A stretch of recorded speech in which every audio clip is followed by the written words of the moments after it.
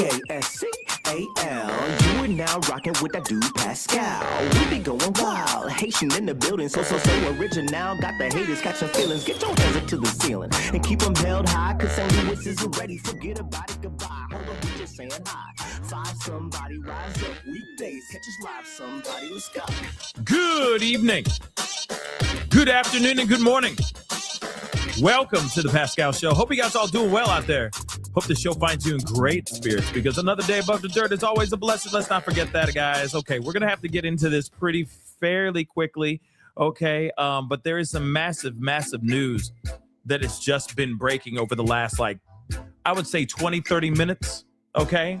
I raced back into this room just so I can give you guys the breaking news and am hoping that we are hearing something very, very soon and some good news. I'm hoping. Okay? I'm hoping. But before we get into everything, okay?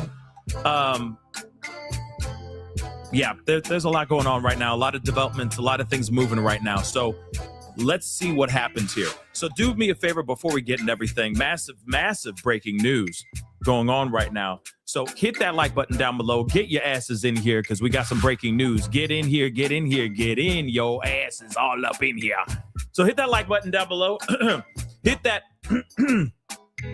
reaction button if you're watching on these other platforms. If you are watching on these other platforms like Facebook, Twitter, Instagram, TikTok, Rumble, Twitch, Kick, you know the rest. Make sure you hit that follow button. Follow. Hit that subscribe button on my YouTube channel. I don't know what to tell you. Okay?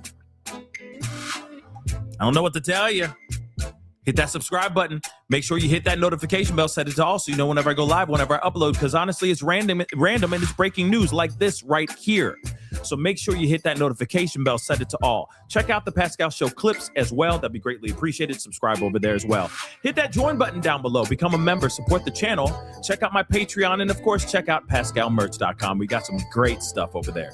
PascalMerch.com. Okay, guys, we got to get into the meat and potatoes, guys. This is absolutely insane. We got some breaking news. I just did a short about it, but I wanted to talk to you guys about it in its entirety here live. Now, here's the thing. Mary, yes, I am tired. What else is new? Okay, I'm always tired. I don't sleep. Okay, the breaking news things happen and we hop on and we just go. We go until we don't need to go no mo. All right. But again, make sure you hit that like button down below. Crush it as you guys get in here. We got some breaking news. Okay, massive breaking news. What we're hearing right now is that there is a new letter that has been sent to the Guthrie family. I repeat, a brand new letter has been sent to the Guthrie family. And so we're going to look at this. We're going to take a look at this this post that the Pima County FBI and Pima County Sheriff's Office put up together. And this is massive. This is huge news. So, and this could be nothing, but it also could be something, okay? So here it is. The FBI and Pima County Sheriff's Department are aware of a new message regarding Nancy Guthrie. Investigators are actively inspecting the information provided in the message for its authenticity. As we learned, autentico, right? Fugazi or autentico, right? Now, while this is one new piece of information, the FBI and Pima County Sheriff's Department are still asking anyone with tips to contact the FBI at 1-800-CALL-FBI. The FBI continues to offer a reward of up to $50,000 for information leading to recovery of Nancy Guthrie and or the arrest and conviction of anyone involved in her disappearance. This, of course, is signed by the Sheriff Chris Nanos. All right. Now, of course, we are all side-eyeing how he's been handling things as of late, but nonetheless, we do have some movement here. Now, I'm curious if we're going to actually have another press conference this evening or something of that sort after this being put out here by the public. Now, one second, I got a few things because obviously this is all breaking news. Okay, just give me 2 seconds because there's a lot going on here. All right. first things first, let's take a listen to what Brianna Whitney said in a post on her social media. Let's take a look at this, shall we?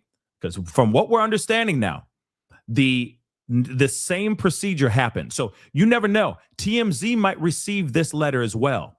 They might have received this letter. I'm going to keep an eye out for TMZ as well, because TMZ received the same letter that the KOLD news received as well.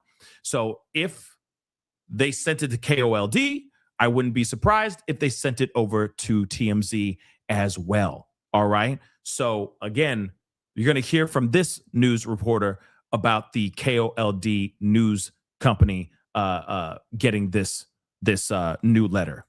All right, breaking news. We now know a second note has been sent to our sister station KOLD in Tucson from the people who are claiming to be the abductors or abductor of Nancy Guthrie. The note was received at 11:45 this morning, and immediately our station sent it to the Sheriff's Department and the FBI. Out of respect for the family, we are not releasing any of the details that are in that note, but the FBI and the Pima County Sheriff's Department are now investigating it. They just confirmed they are actively inspecting the information for authenticity. I want to reiterate, we do not know if this is a legit note or not. We just know it was sent to our sister station, like the first one was, the same way through a service that cannot be traced back. We'll have the very latest from Tucson on this development as it unfolds today. But again, another note sent to a news station allegedly from the abductors with new information about Nancy Guthrie. Again, we are not releasing that right now out of respect for the family. Okay, out of respect for the family, they're not going to give out a whole lot of information, but I'm sure in later on, by the end of the day, they will definitely put some stuff out here. Okay, Enton put out another video. I will take a look at that here in a second. We're going to go bit by bit, moment by moment, so we don't overwhelm ourselves. Okay, but this is very crazy. Okay, so we got that from them. Okay, we got that from that reporter. KOLD received another letter. Okay, now we know that. All right. Now I just pulled this up, so I'm going to pull up. Brian Enton did a short as well, which we are going to take a look at as well here. He also is breaking the news, like all of us. We're all breaking the news right now about the first letter, the second letter being received. Okay, being sent out. And again, just so you know, you heard that reporter say it was sent in a way that they could not trace it. It's untraceable. How they do it, I don't know. But they sent another letter, and allegedly they used a way in which they can't trace where they sent, how they sent the letter, which is weird. Hopefully somebody explains that a little bit more, but let's rock and roll. So some breaking news here. There is now apparently a second note that has arrived related to Nancy Guthrie. I'm being told it arrived at a local TV station here in Tucson. They are not releasing the contents of this new message regarding Nancy Guthrie, which is a good thing. I mean, it needs to go through the police. The sheriff's office is now confirming that this exists and that they are looking into it. And this is a big deal because we knew about the first notes that went out, the first ransom notes that went to TMZ and to the same local TV station in Tucson. And we didn't know, the FBI said there was no new communication. Well, now apparently it looks like there is new communication because there is a second note. Happy hungry. Remember in the first note, the first deadline was yesterday at 5 p.m. Then there's another deadline for Monday. Yeah. And so now we're going to have to see what this new note says. And perhaps it will be some information that makes it totally credible and it will be worth paying the ransom for the Guthries. I don't know, but I'm sort of jumping the gun there because we don't know what's in the note, but we do know that there is now a second communication that has arrived. I'm in the car, by the way. It's like really hot out here. I'm right outside Nancy Guthrie's house. I'll keep you guys posted. Okay. So now you're hearing that same thing that we just heard from that other reporter. I know that he has another video. We're going to look at that here in just a minute, but let me just pull this up. This is from KOLD. The news station that actually received the letter. I want to share that with you guys as well. Just reading this article here really quick, and I'll probably play this video too. But it says investigators reviewing new message in Nancy Guthrie disappearance. And again, guys, this is all breaking news. So get on in here, get your butts in here. A brand new letter has been sent to the Guthrie family, or a new letter has been sent in regards to Nancy Guthrie. Okay. And this is intended to get to the Guthrie kids. All right. So this is massive. So 13 News received a new message regarding the Nancy Guthrie disappearance. 13 News forwarded the message to law enforcement Friday afternoon, and the Pima County Sheriff's Department quickly issued the following statement, which we already read. They're trying to make sure that this is authentic, that this is actually them, which I guarantee you it most likely is the person that sent the first letter in the first doggone place, right? So PCSD said everyone is still asked to contact 1-800-CRIME, or sorry, 188 or 88-CRIME, sorry, or 1-800-CALL-FBI if you know of any information, okay? And that's what we have so far. Let's take a listen to what they have to say in this news clip. Let's rock and roll. Dan Maries, we have live team coverage tonight of day 5 of the search for Nancy Guthrie. 13 News reporter Sean Mahoney will break down the role technology is playing in the investigation. We'll hear more from him in a couple of minutes, but first, let me send it right over to my... No, this is old. Because I was about to say, it's light out. So why is this dark? So this is from yesterday. Why are they showing that here? I do not know.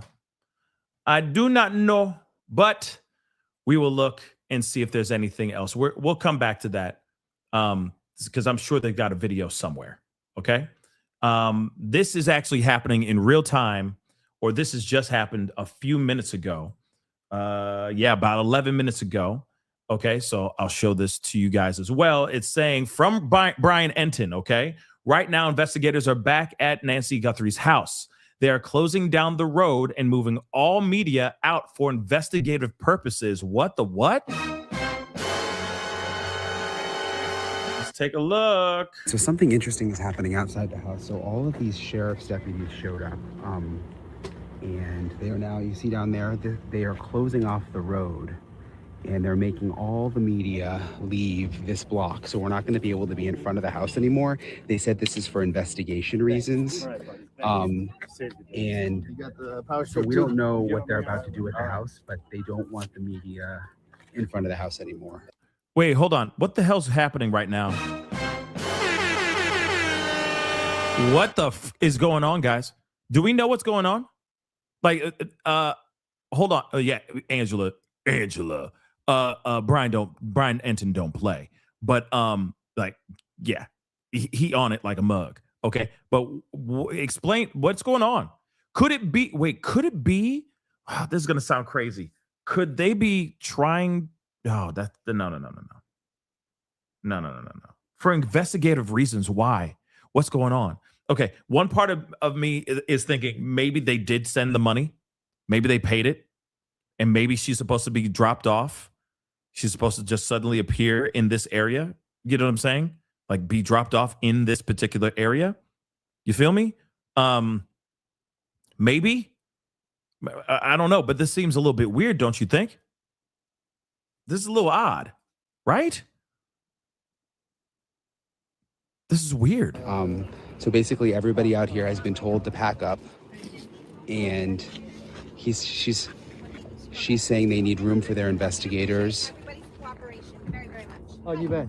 Thank We you, appreciate sir. all you do for us. I'm sorry. On the other side of those cones. Yeah, see those cones right there? She said they need room for their investigators to do what they need to do. Unless they're trying to find a body. Dear Lord. Unless they're trying to find a body. But the only other reason why but then that's the thing. It's like, then how could they miss that?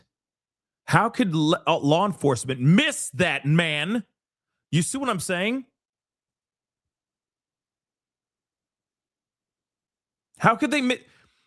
They didn't comb every nook and cranny of the surrounding area. Like that would be absolutely dumb. But now they're like, ever since that new letter was received, suddenly they're like, disperse, right? Everyone kick rocks. Media, get out the way for investigative reasons now. So what's going on? What does this mean, guys? Somebody talk to me. So something is about to happen out here from an investigative standpoint, and we're all going to have to move. But it's interesting. You know, they had the crime scene in the beginning. They took it down. They had another crime scene. They took it down. And now What the they hell is going on? are apparently going to be doing more out here. What the hell is going on? Something's up. Yeah, I mean, Adrian, yeah. Yeah, obviously it's very spread out, but at the same time, you don't think that they would have been spending the last 6 mother-loving days doing exactly that? Combing the area, trying to find her? You see what I'm saying? They should have already been said, we've already, searched high and low. We've combed every brush, every stick and twig out there in the middle of the desert. We've looked under every grain of sand out here in this desert. But they haven't done that. They haven't even said that. They've gone around, sure, but they haven't done a real deep dive, a real deep search. So this is weird. I'm going to play this again. This is very odd. New letter gets received by the, FBI has acknowledged that, okay? Has acknowledged that they received a new letter, local PD as well, and now they're saying media needs to kick rocks. Yeah, all the way over there. You see right there, those cones? Yeah, all the way over there, far away from this house, please and thank you. Interesting. So something interesting is happening outside the house. So all of these sheriff's deputies showed up, and they are now, you see down there, they are closing off the road. And they're making all the media leave this block. So we're not going to be able to be in front of the house anymore. They said this is for investigation reasons. And so we don't know what they're about to do at the house, but they don't want the media in front of the house anymore. So basically everybody out here has been told to pack up. And she's saying they need room for their investigators. Everybody's cooperation. Very, very much. Oh, you bet. Thank We you, appreciate sir. all you do for us. Yeah, see those cones right there? She said they need room for their investigators to do what they need to do. So something is about to happen out here from an investigative standpoint, and we're all going to have to move. But it's interesting. You know, they had the crime scene in the beginning. They took it down. They had another crime scene. They took it down. And now they are apparently going to be doing more out here. This is very odd. Something's popping off. Clearly something's popping off. What is it? I don't know. But let's go over to hold on, that's not it. Where did it go? There it is. Fox News was talking about this breaking news, so we're going to take a look at that as well. I'm trying to find more information here, guys, because this is very strange. But for those of y'all who are just getting here, just kind of late to the party, it's okay. It's okay. You're still loved. You're here. That's all that matters. All right. Your presence is the present. Okay. Now, here's the thing. All right. There is a new letter that was received by a local, a Tucson news outlet. All right. The same news outlet that received the original ransom note.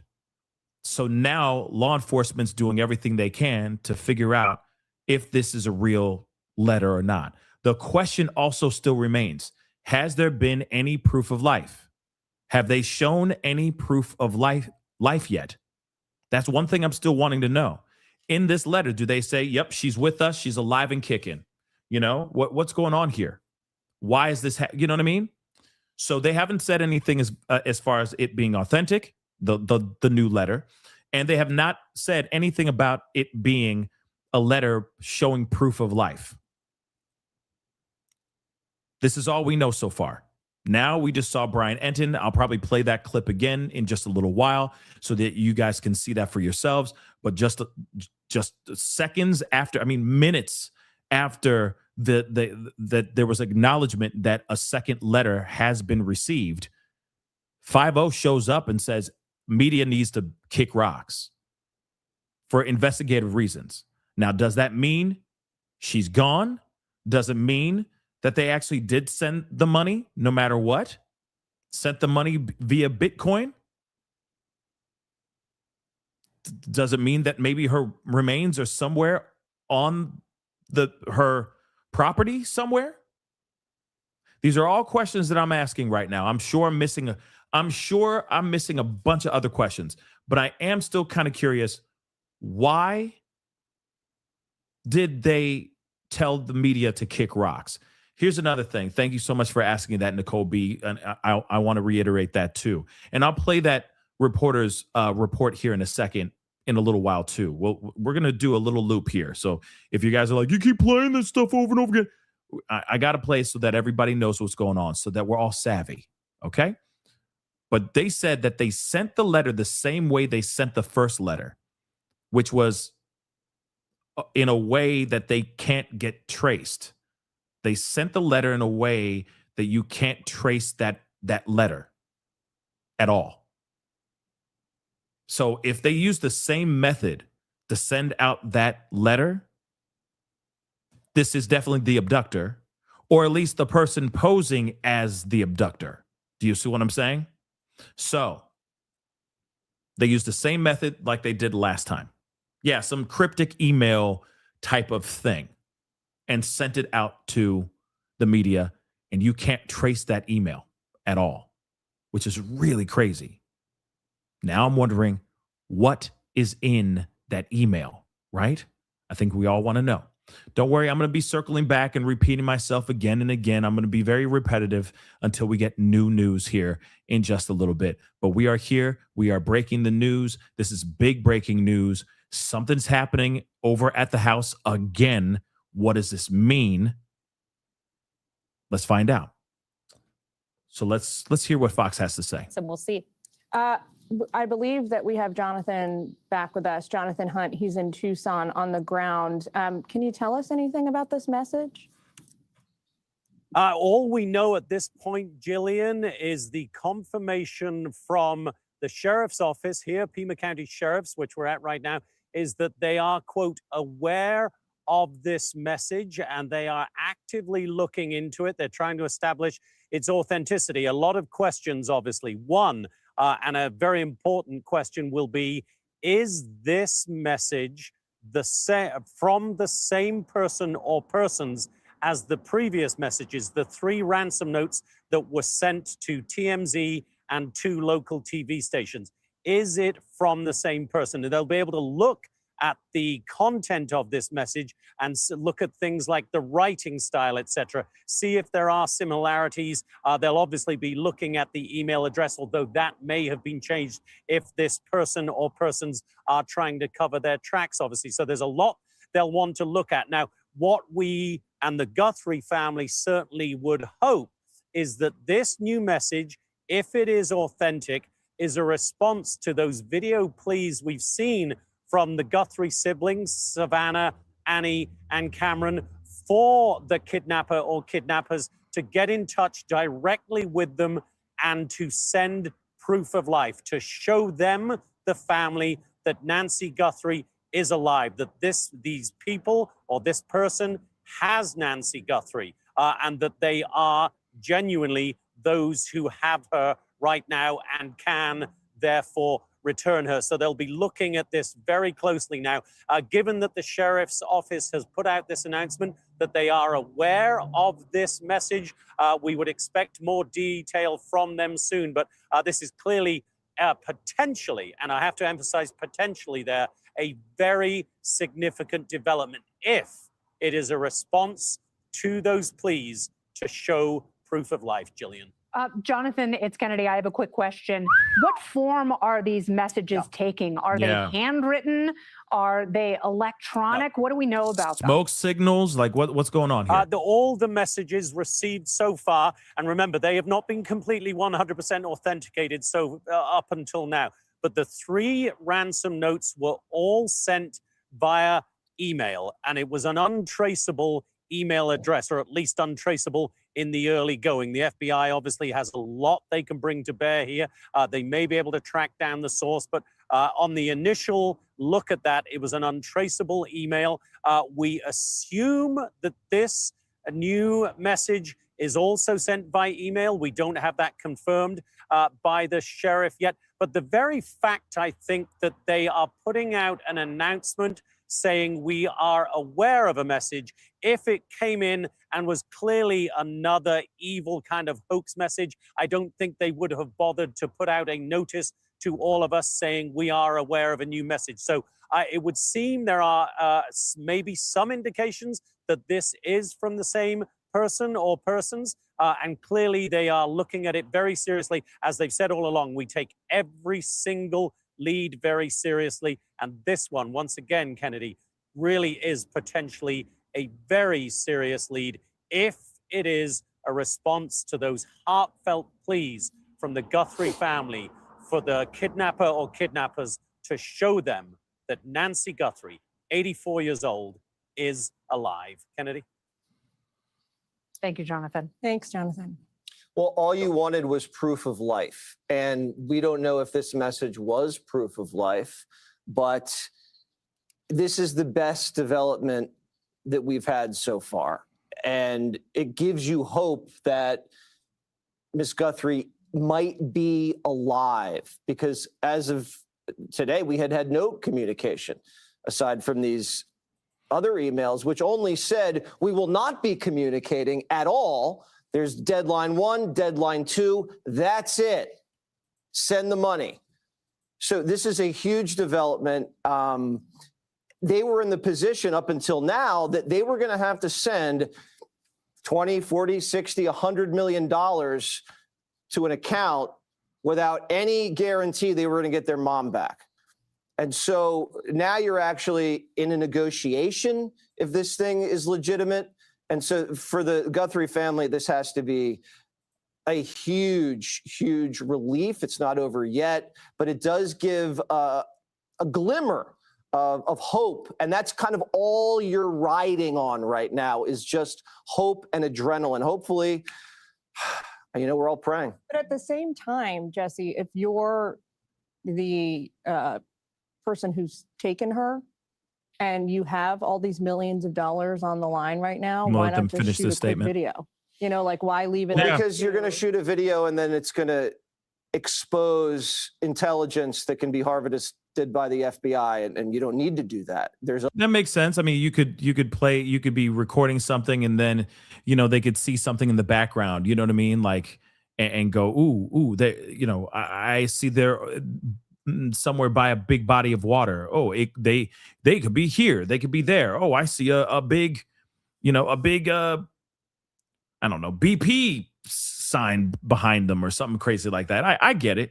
I get it to a certain extent, but at the same time, it would help just get some sign of proof of life. I'm coming back to this. We do have a couple things I want to share with you guys, and you guys are all amazing for sharing this information with me. Keep sending me information as we continue to get more information. Okay. But we have something here too that I want to share with you. And I'm going to come back to that. I promise you, we're going to finish that clip, but there's something that just kind of dropped on my desk. So I want to share this with y'all. Residents in Nancy Guthrie's neighborhood received this letter today. Our crew on scene says more cops, more units have shown up, and they have closed the area off, pushing media further back from the Guthrie home. So let's take a look at this. It says today, this was put out today, greetings CFA homeowners.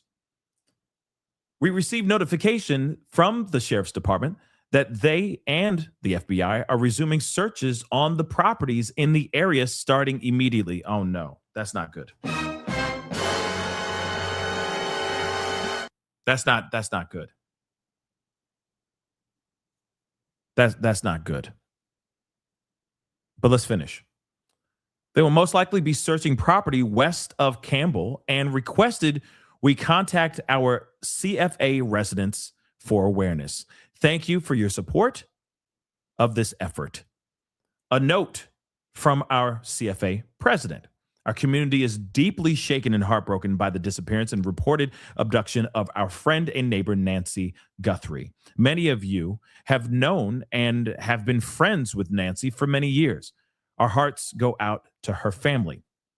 I know we all stand together in our collective disbelief and sadness and greatly appreciate your willingness to speak with law enforcement, share camera images, and allow searches of your properties. Does not sound good at all. I'm sorry. This does not sound good at all. Some of you have spoken with the media, and we appreciate your helping keep this story in front of those who may have tips to share.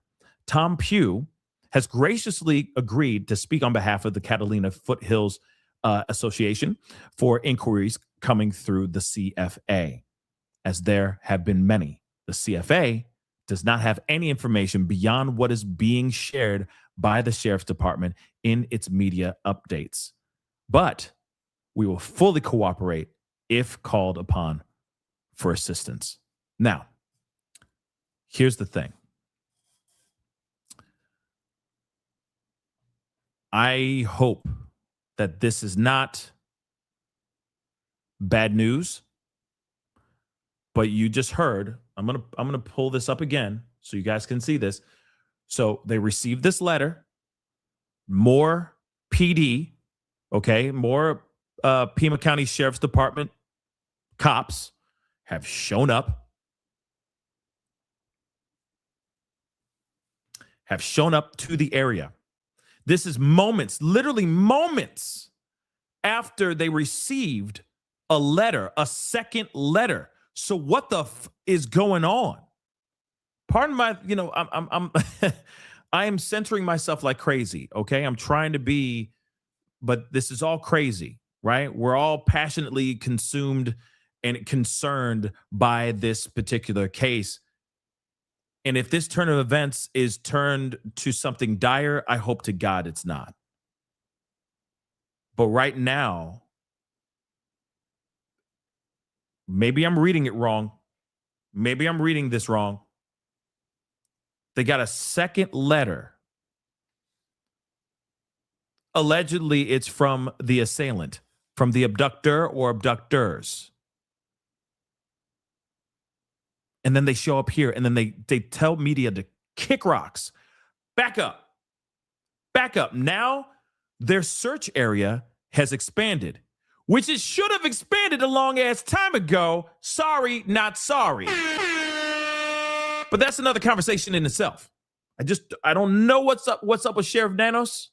I don't know, because they did this all ass backwards. You heard it from me first, okay? This is all ass backwards. They should have already did some sort of massive perimeter around the surrounding area of this home. They didn't even do that. And now they don't. Now they're doing it. Now, after the fact. Now we got this letter. What the F does this letter say? Or they got this letter. What the F does this letter say? And what does this entail? That's the thing that we want to know, right? Now, I just want to read the first paragraph of this again, of this letter one more time, because the way I see it, it sounds bad. So again, let me just say what Mary, this is a reporter from my understanding. Yep, an anchor for KOLD News. And remember, KOLD News is the one that received the letter. They're the ones that received the letter, the first letter and this second letter by this alleged abductor. FBI is busy trying to authenticate the actual letter. And then moments later, the Sheriff's Department shows up and tells media to back the F off. All the way, you see those orange cones? Yeah, go all the way back there. Thank you so much. So what's going on? That's minutes after they received that letter. What did that letter say? Here's the other thing too. Did that letter say, I don't want to be negative. I don't want to be the negative guy here, okay? I don't want to be the sourpuss, but I'm going to ask it anyway. Did the letter say she gone? She's out there? Could that have happened? Did that letter send bad news to the Guthrie family? Or could this be them, this assailant or these abductors, giving them the wild goose chase, giving them the runaround, just playing with them like, oh, you didn't pay us at the deadline, so now we're just going to mess with you. She may be there, she may not. I guess only time will tell when you pay us, and you have till Monday. You see what I'm saying? Like I said, it just doesn't make any sense that they didn't do a thorough search all the way around that 2 miles, whatever, miles out, because she's been gone for so long. She's been missing for so long. Let me read this paragraph one more time. But again, they showed up, they received a letter, they showed up minutes later and told media to back up. But Catalina Foothills Association said this, and I'm just repeating this one more again, just the first paragraph. It says, we received notification from the sheriff's department that they and the FBI are resuming searches on the properties in the area starting immediately. I mean, that first sentence doesn't sound so good now, does it? At least not to me. So what the hell's going on here? Could she be holed up in somebody else's house down the street? Could it have been a neighbor that did this? They will most likely be searching property west of Campbell and requested we contact our residents for awareness. So they're going to be looking west of Campbell.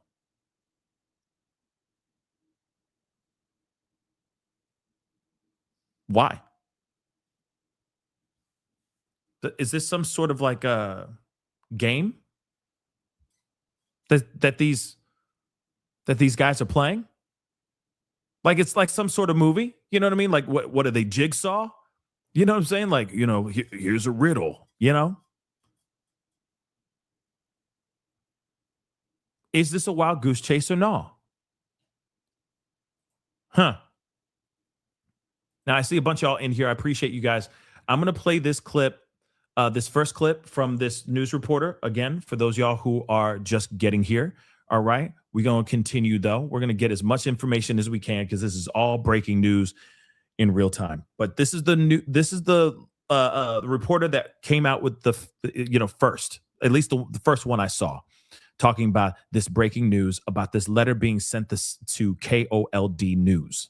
All right, breaking news. We now know a second note has been sent to our sister station KOLD in Tucson from the people who are claiming to be the abductors or abductor of Nancy Guthrie. The note was received at 11:45 this morning, and immediately our station sent it to the sheriff's department and the FBI. Out of respect for the family, we are not releasing any of the details that are in that note, but the FBI and the Pima County Sheriff's Department are now investigating it. I really wish that they would give us a little bit of something, especially after seeing 5-0 acting funky right now.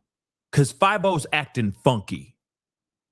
I think we can all agree on that. 5-0 be acting a little funky right now. Are they not? I will continue. But by the way, guys, hit that like button down below. Can we get it to 2K?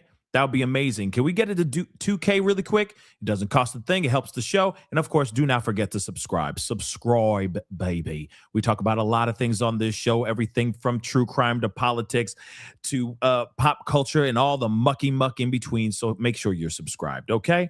Okay, let's continue. They just confirmed they are actively inspecting the information for authenticity. I want to reiterate, we do not know if this is a legit note or not. We just know it was sent to our sister station like the first one was, the same way through a service that cannot be traced back. We'll have the very latest from Tucson on this development as it unfolds today. But again, another note sent to a news station, allegedly from the abductors, with new information about Nancy Guthrie. Again, we are not releasing that right now out of respect for the family.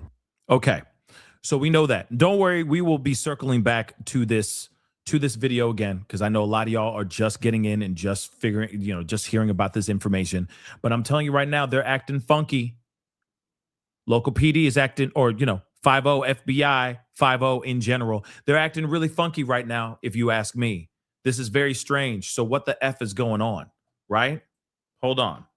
Because, of course, we are still looking. We still got a lot of this is a massive piece of news, okay? Yes, we did talk about this yesterday, all right? Harvey Levin from the founder of TMZ, the boss of TMZ, he actually did do a video where he basically said, hey, he was doing an interview with Sean Hannity, and he's like, yeah, the note claimed that Nancy was okay, but she was scared, understandably. But other than that, that's all they've given us. And now we got this new update. Bang. New update where a letter has been sent out. And now 5-0 shows up out of nowhere. Okay? 5-0 shows up out of nowhere. Okay? 1 second. 1 second. We begin this afternoon in Arizona for the search for Nancy Guthrie. It's been 6 days since her apparent abduction, and Guthrie's 3 children are posting on social media, hoping to reach whoever took her. Last night, her son Cameron, a former Air Force pilot, shared this video. This is Cameron Guthrie. I'm speaking for the Guthrie family. Whoever is out there holding our mother, we want to hear from you. We haven't heard anything directly. We need you to reach out, and we need a way to communicate with you so we can move forward. But first, we have to know that you have our mom. We want to talk to you, and we are waiting for contact. I want to bring in CBS News reporter Andres Gutierrez live for us from Arizona. Andres, investigators gave details about a ransom note yesterday. What are we learning? Elizabeth, investigators are trying to see if this note is real or if someone is trying to take advantage of the family. The FBI says that the note was sent to several media outlets. It allegedly demanded Bitcoin. Investigators have also said that this note laid out 2 deadlines. One of them passed yesterday. A second deadline is coming up on Monday. But authorities are also being very careful about what they confirm because they do not want to compromise the case. They have also said that there has been no proof of life in this note, and they have not laid out a clear way for the family or law enforcement to communicate back with whoever allegedly sent this note. And that is why you're hearing the family go public and saying, we need you to reach out. We need to talk so we can move forward. The FBI is the agency that's taking the lead on the ransom note piece, while local investigators right now are doing the search as well as the evidence gathering that is happening at the house. And we've been seeing, speaking of the house, Andres, we've seen the steady stream of law enforcement making multiple trips to Nancy Guthrie's home. What have investigators found while searching her property? Well, Elizabeth, they have gathered a trove of physical and digital evidence so far. Investigators have confirmed that the blood that was found outside the front door of Nancy Guthrie's house does belong to her. This is after they conducted DNA testing. They have also tried to build a clear timeline using the technology at that house, but there is a major gap. Investigators say that the doorbell camera disconnected around 1:47 in the morning. Then software shows motion around 2:12 in the morning and possibly a person, but it was not recorded because Nancy didn't subscribe to the cloud service that would allow such recording. Then at 2:28 in the morning, investigators say the pacemaker app disconnected from her phone. The sheriff has called the lack of a doorbell camera a disappointing setback, but because they can't just simply pull up the clip and see what happened, so now they're trying to replace what they can't see by working every other angle, seeing essentially what the test results are from other DNA and fingerprints to see what that shows. They're also doing a huge review of hundreds of vehicles that were possibly there in the area during that time frame to see if anything at this point stands out during those overnight hours where she was allegedly abducted. Andres Gutierrez, thank you so much. I want to bring in former FBI counterintelligence operative and author of the book Spies, Lies, and Cybercrime, Eric O'Neill. Eric, thank you so much for being with us. What do forensic investigators look for when tracking these ransom emails and cryptocurrency demands? Well, the important thing to know is that you're not anonymous just because you're using. I'm just reading this off camera real quick, guys. This is from Brian Enton as of 3 minutes ago. The second note went to KOLD TV station in Tucson. They say the IP address is not the same IP address as the initial note, but it appears the sender used the same type of secure server to hide their IP address. I feel like that's kind of the MO with this encrypted IP addresses, right? The new note contains something the senders seem to think will prove to investigators they're the same people who sent the first note. So they used a second different IP address this time around, which could very well be what that program is all about, right? Where it just changes up all the time. The IP address changes all the time. And also, that's the other thing too. That IP address could change because they went to a whole other location, right? They could be in another location. They could be in another house using another house or another place using another Wi-Fi. You see what I'm saying? So that's one thing that is very, very interesting, just so you guys know. All right. So they used, but at the same time, if they have encryption, then I'm sure that encryption is using different types of numbers all the time, different types of addresses all the time. All right. It appears the sender used the same type of server, though, secure server, to hide their IP address. Okay. And then the new note contains something the senders seem to think will prove to investigators they're the same people who sent the first note. So they might have used the same turn of phrase.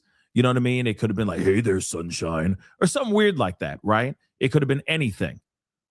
Just a turn of phrase or something to show proof positive. Yes, that's us. So there's that information, just so you know. And here's the thing. They said, and that's the thing, Beth, VPNs can be decoded. Yes, they can. But they're saying that what they were using can't be decoded. So that's strange, right? Now, if it is a copycat, local trees, here's the thing. Sup, man? How you doing? Here's the thing. If it is a copycat, how would the copycat know what they're writing in these letters? No one knows except for media, unless media told a lover or a boyfriend or a friend or a girlfriend or something like that, and they are using this as an opportunity to try to see if they can grab a bag. But I doubt it. I highly, highly doubt it, right?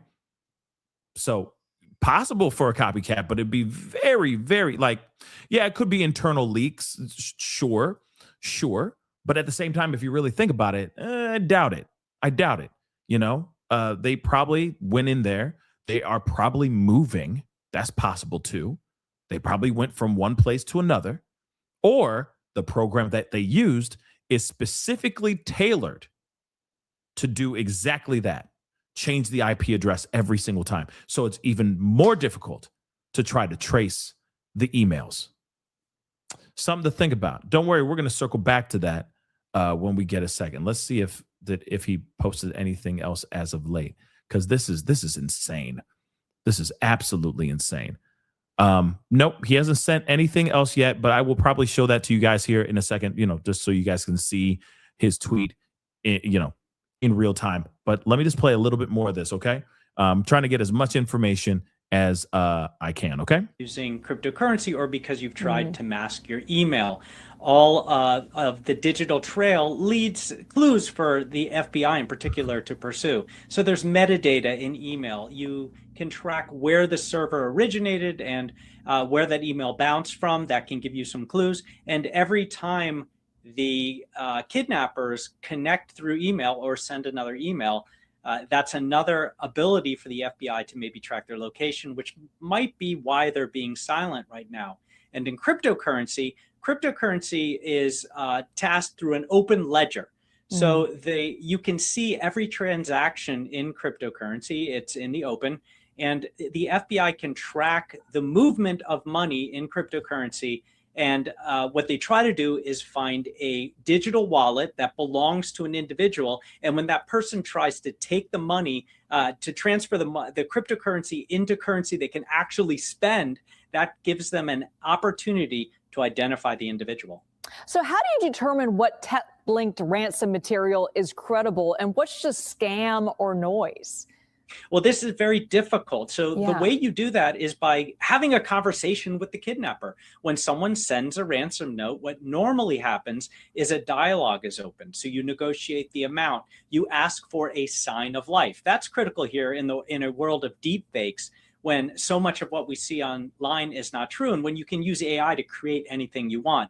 There are aspects of the case that law enforcement has withheld from the public that could be identified by the true kidnappers who have Mrs. Guthrie.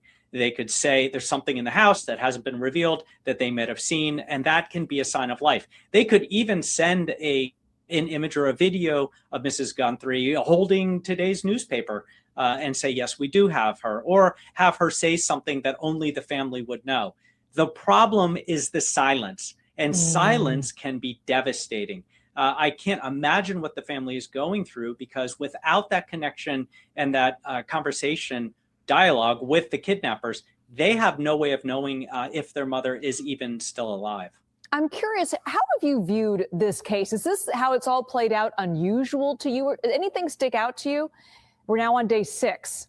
Everything sticks out. This case is unusual from the start. These kind of kidnappings in the United States don't really happen. They're very rare. And the reason is they have to be highly orchestrated. The criminals have to be very sophisticated. And it's pretty easy to get caught when you launch a kidnapping of a high profile person like this. The FBI is involved. They can, like I said, track email. They can track the cryptocurrency if a payment is made. And so that makes it dangerous for the criminals. On the other side of it, the fact that they're not talking is really strange. You would think that they would want to get paid. Sure. So either they're running scared or something happened to Mrs. Guthrie and they can't provide that sign of life. I'm curious if the advice you would give to the Guthrie family was to actually make that initial payment so you could possibly track where that money goes Doing the to work, and baby. where it's picked up on the other side. Would that Doing help in the mother loving investigation? work.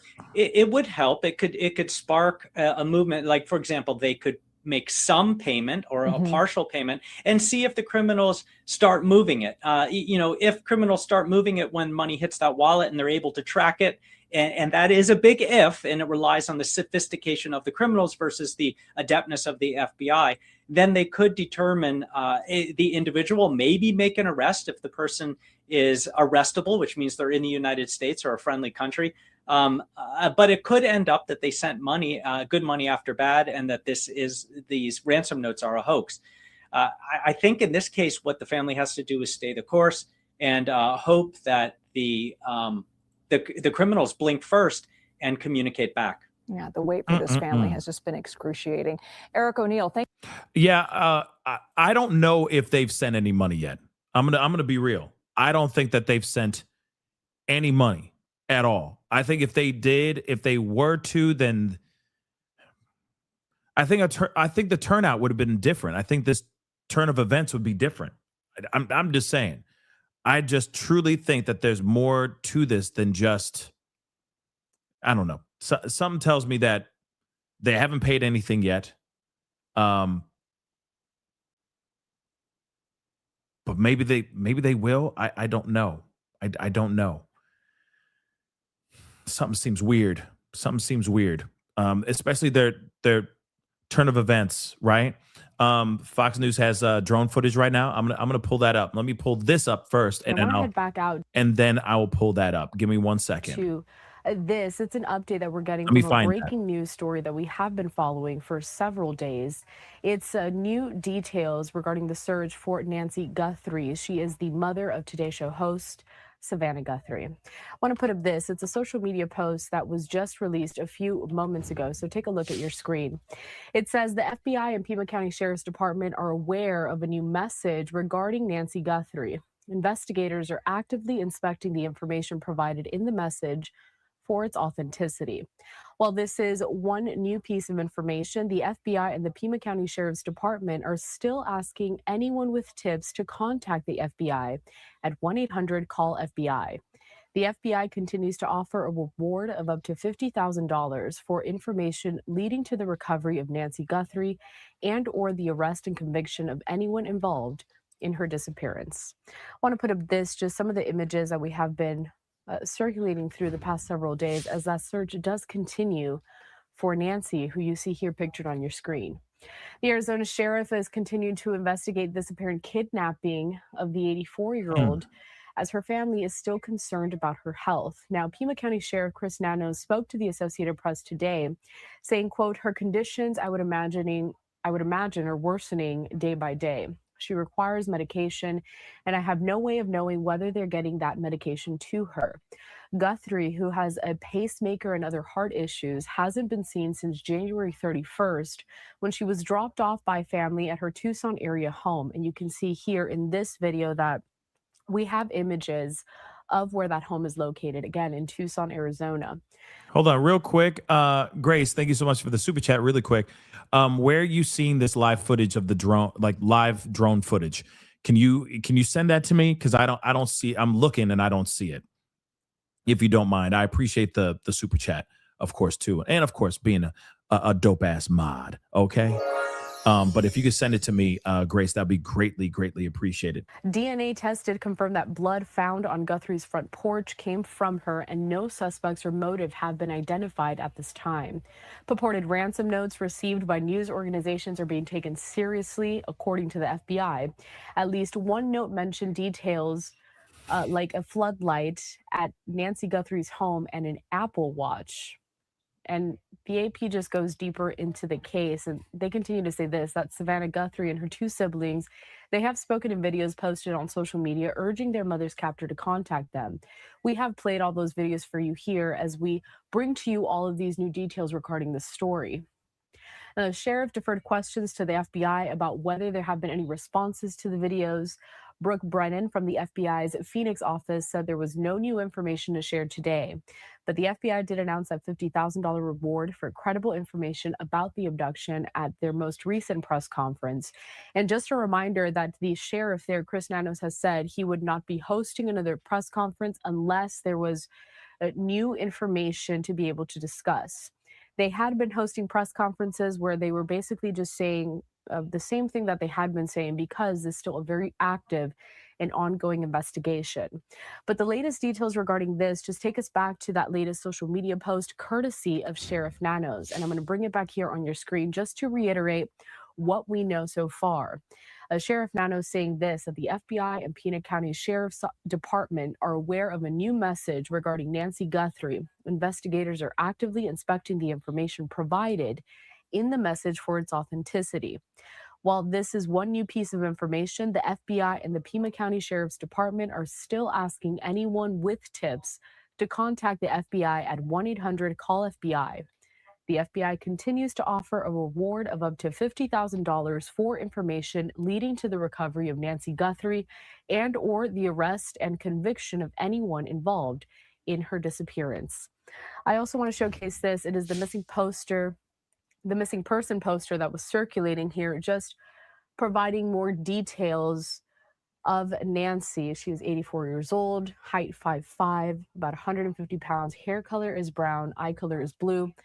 Again, she was last seen on the evening of January 31st, 2026. That was Saturday night. She was reported missing the next day on Sunday, February 1st. She was last seen at her residence near East Skyline Drive and North Campbell Avenue, and it's unknown what clothing she may be wearing. Stay with us here at Live Now from Fox's. Yeah, of course, it's good to get the recap of what's going on. I am looking for this live feed of this drone footage. Hopefully I'll find it here soon. I am looking as fast as I can. But of course we still have news coverage that's going on. But if anybody has it, just send it at me on X, or send it to message me or something like that. But let's continue. All right, this is new information. We're trying to figure out what's going on in Tucson, right outside Nancy Guthrie's home. This is a photo just sent in to us, taken a few minutes ago. You see the cones set up. All the cops are around. Pima County Sheriff's deputies that have come to the home. There's 5 vehicles, one parked in front of the house. They're blocking the traffic with the cones. And we were just told, as you know, Brian Enton and his team are among the reporters that are there, by Brian and his team, that the cops came up to them and basically said something to the effect Found it. of all you guys in the media, anyone who's here, you need We'll to get leave to it in a the second. area and do so right away, ASAP. They seem to be in a hurry. So Brian and the guys hopped in the car and they're getting out of there. And I don't know. We don't know what's going on. Brian's been there throughout the day. He said it had been relatively quiet today as the investigation was continuing. I know we had that announcement that we told you about earlier from the FBI and the Pima County Sheriff's Office. Here it is, that they are aware of a new message regarding Nancy Guthrie. Investigators actively inspecting the information provided in the message for authenticity. So that was like 40 minutes ago that we got that in. And the longer Nancy's missing, the more concerns then start to grow about her condition. So what we'll do is we'll try to stay in touch with Brian and his team, see if this means anything. You never know if it does or it doesn't. And if we get Brian, we'll come back or we'll throw him on the phone, whatever it is, and he'll tell us what's going on there. But what he's been told is to get out from in front of the home. So they're doing that. And the cops seem to be in a hurry and they put the cones up. So something different than we've seen over the last few days. Now, on Nancy's health, you know, this is also worth talking about as we wait for Brian. You know, she has limited mobility. Your daughter, Savannah, spoke about her health issues in that video released on Wednesday night. Let's take a listen again. She's 84 years old. Her health, her heart is fragile. She lives in constant pain. She is without any medicine. She needs it to survive. She needs it not to suffer. We also learned a bit more from the dispatch audio after the family had called 911 on Sunday. The dispatcher passing on some of Nancy's vital information. Nancy, a white female, 84 years of age, 5'2" medium build, powder blue. Things after 2,200 hours as of yesterday. Nancy has high blood pressure, pacemaker, and cardiac issues.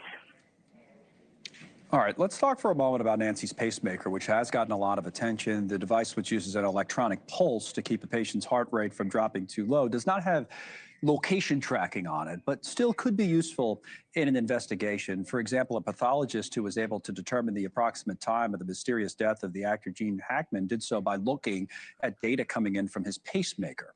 That data gets transmitted from the device to a monitor or to an app where it's stored and shared with doctors. But the person has to be close by for that to happen. I mean, in many cases, it's no more than like 10 feet away.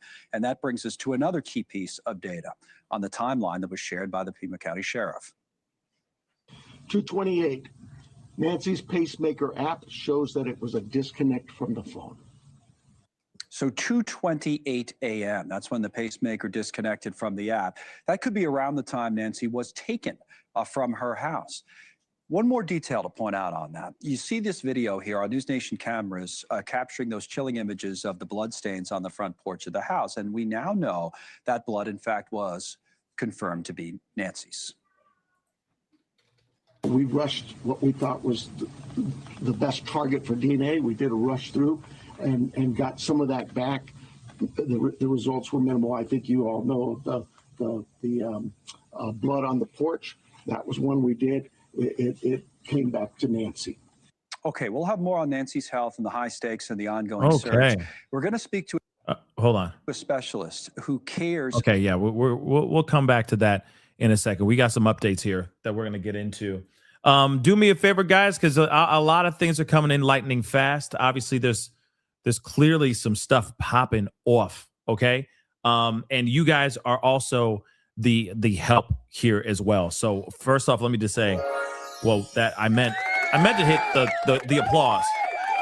Appreciate all y'all for the energy and the help, because there's a lot going on here. We're going to get as much of this information as we can. We got some new information from NBC. I couldn't have done it without you guys saying that in the chat. And I appreciate you guys saying this. This is some very interesting stuff. There's something that I think we all should be very interested in. Apparently, there's a vehicle of interest. Let's take a look at this. There's some updates from NBC. All right. First and foremost, as of 9 minutes ago, let's take a look at this. Police are apparently probing leads about a vehicle. Finally, something about a freaking car, right? So law enforcement officials in Arizona are searching for a vehicle or vehicles that may be connected to the Nancy Guthrie investigation, NBC has learned. A Circle K spokesperson told NBC News that law enforcement visited one of their stores on Oracle Road in Tucson after receiving a tip regarding a vehicle of interest, and our team has provided them access to the store's surveillance video. Breaking news, guys. Breaking news. Holy crap. Officials haven't said if the vehicle or vehicles are definitely connected to any part of the crime or if that lead has since evaporated. Now, here's the thing. Remember that they were doing all of their, they're combing through countless hours of surveillance footage as far as like street cams, intersection cameras that are reading, that could read, that can scan like license plates and all that stuff. Okay. All those things, they're looking at all that, right? So they must have seen, because I mean, let's be real. It's a dark and quiet area. You see a car driving around 230, 235 down the street, and it passes an intersection with some sort of street cam. You're going to see it. Oh, here's the car. That's interesting that car was here at this particular time, right around the time that she was disconnected from her pacemaker, disconnected to her phone or her Apple devices. So again, they could literally be going, hey, process of elimination. We saw that this car drove by a Circle K. So let's get it, right? So that's what they're doing right now. Okay, so again, let's just read some of this stuff here too. New Guthrie message was an email sent to local media earlier today. So they sent it a while ago, by the way. So they sent it in the morning, right before noon. They sent this letter. So while we were live earlier, and I was sitting there going like, yeah, we didn't, it looks like they're not responding. Maybe they'll respond later. They already had responded. Now the media had put it out a few hours later, letting everybody know, yeah, they put it out, right? The live feed, Saturday, I'm going to get to it. So the new message regarding Nancy Guthrie was an email sent to the Tucson TV station KOLD earlier today. 3 officials briefed on the message told NBC News. They're working. The FBI, of course, is working to confirm whether or not this is authentic or not. Officials said that it came, that it could take some time because of technical factors. Remember, we were talking about these different IP addresses and encryption emails and all that. The sources stressed it still hasn't been verified that the first note came from someone who may have taken Guthrie from her home. So they're still trying to make sure everything is still verified, and we'll see what happens there. Let's take a look at this here too. This is a live feed from the investigation. I'm going to scroll back a little bit because this is happening. This is like a 10 minutes behind right now. But let's take a look. There's no sound to this, but you can see what's going on here, right? Obviously, investigation has amped up quite a bit. Amped up a lot of bit. Insanity. In freaking sanity. Someone said that they saw investigators maybe walking in with a big, large box. I don't know what that's all about, but maybe that we'll see something here throughout this live drone footage. I'm going to skip ahead a little bit, though.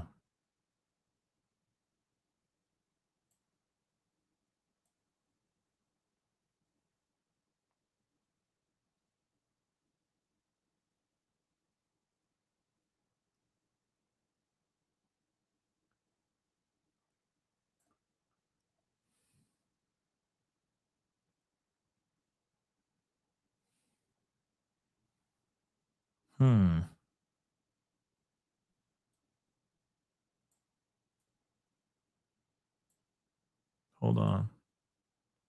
Yep. Right about there. So they are bringing in a big box or something.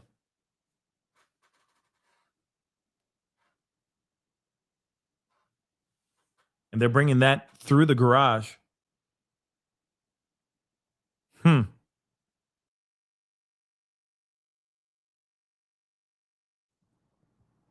Interesting, right? Interesting. That could mean nothing.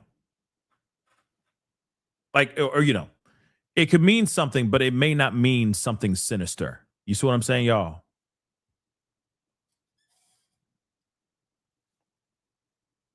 They got blue gloves on. Yeah, indeed, they do. At least that officer does.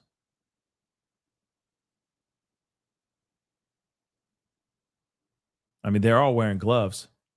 It makes sense. They can't contaminate the area,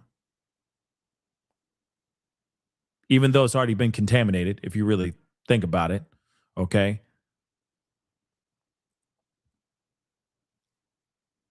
Now, again, if a body was found, it'd be a different story. You know what I'm saying? But things have progressed fairly quickly here, guys. Things have elevated fast.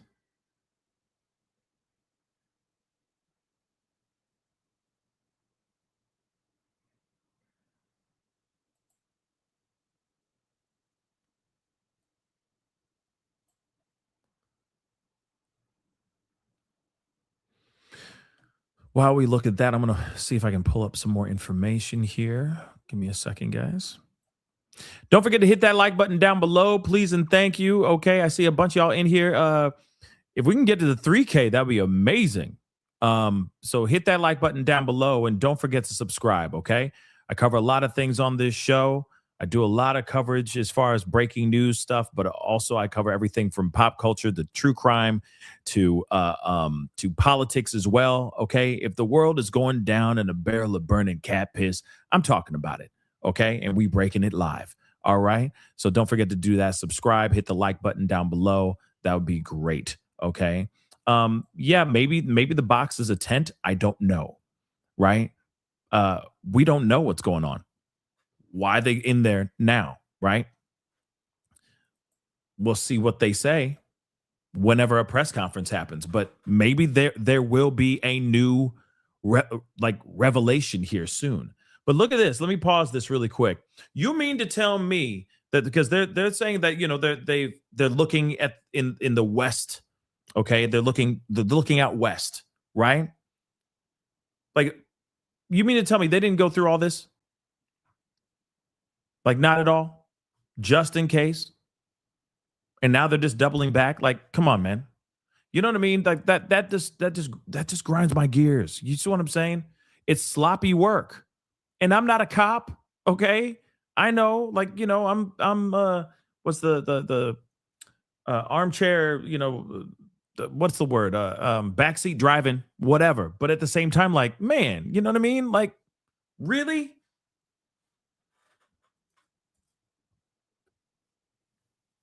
Vast, guys. Such a vast area.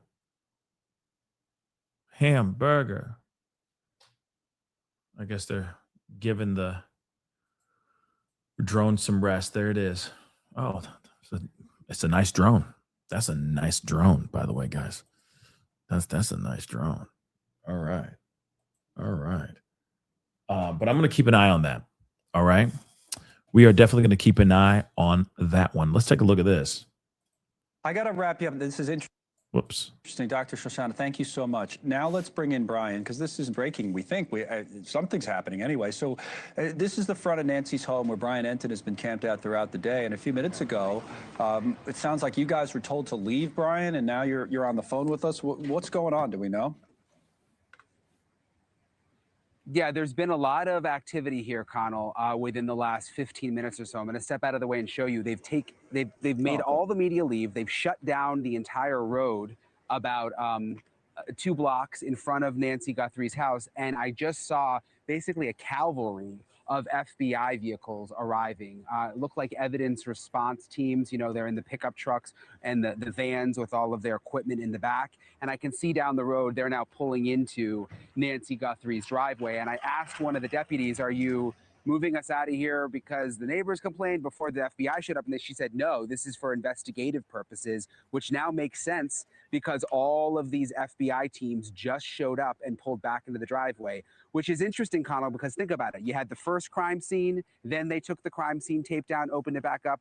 Then 2 days ago, we saw them set up another crime scene. They went in for 2 hours, took the crime scene tape down.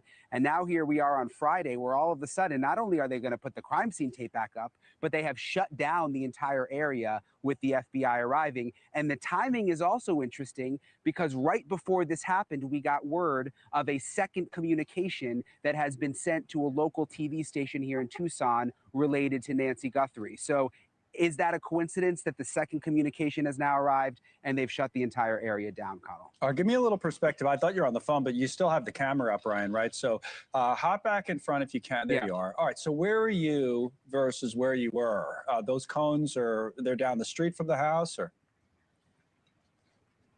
Yeah, these cones are down the street from the house, and Mo will zoom into where we were standing. Mo's going to zoom into where our last live shot was, right in front of the house. Okay. So the house is right around. You can't see it from here because of all the brush, but the house is right around the corner.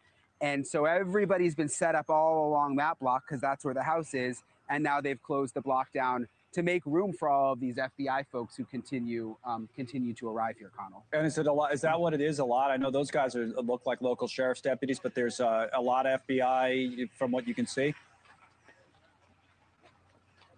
Yeah, so the sheriff's deputies are out here kind of controlling the traffic and the cones, but I saw the FBI arriving in like 4 Suburbans. There was a van, there was a pickup truck, and the windows were tinted, but I looked like as close as I could when they were trying to kick me out, but I was trying to look at the same time, and I could see the FBI, emblems on their shirts as they were coming in. Yeah, so it's interesting because the activity, I guess, and you covered a lot of these cases, comes and fits and starts, and all of a sudden nothing's happening. Now something's happening. But how did this feel to you in terms of urgency and what they were moving in, and what?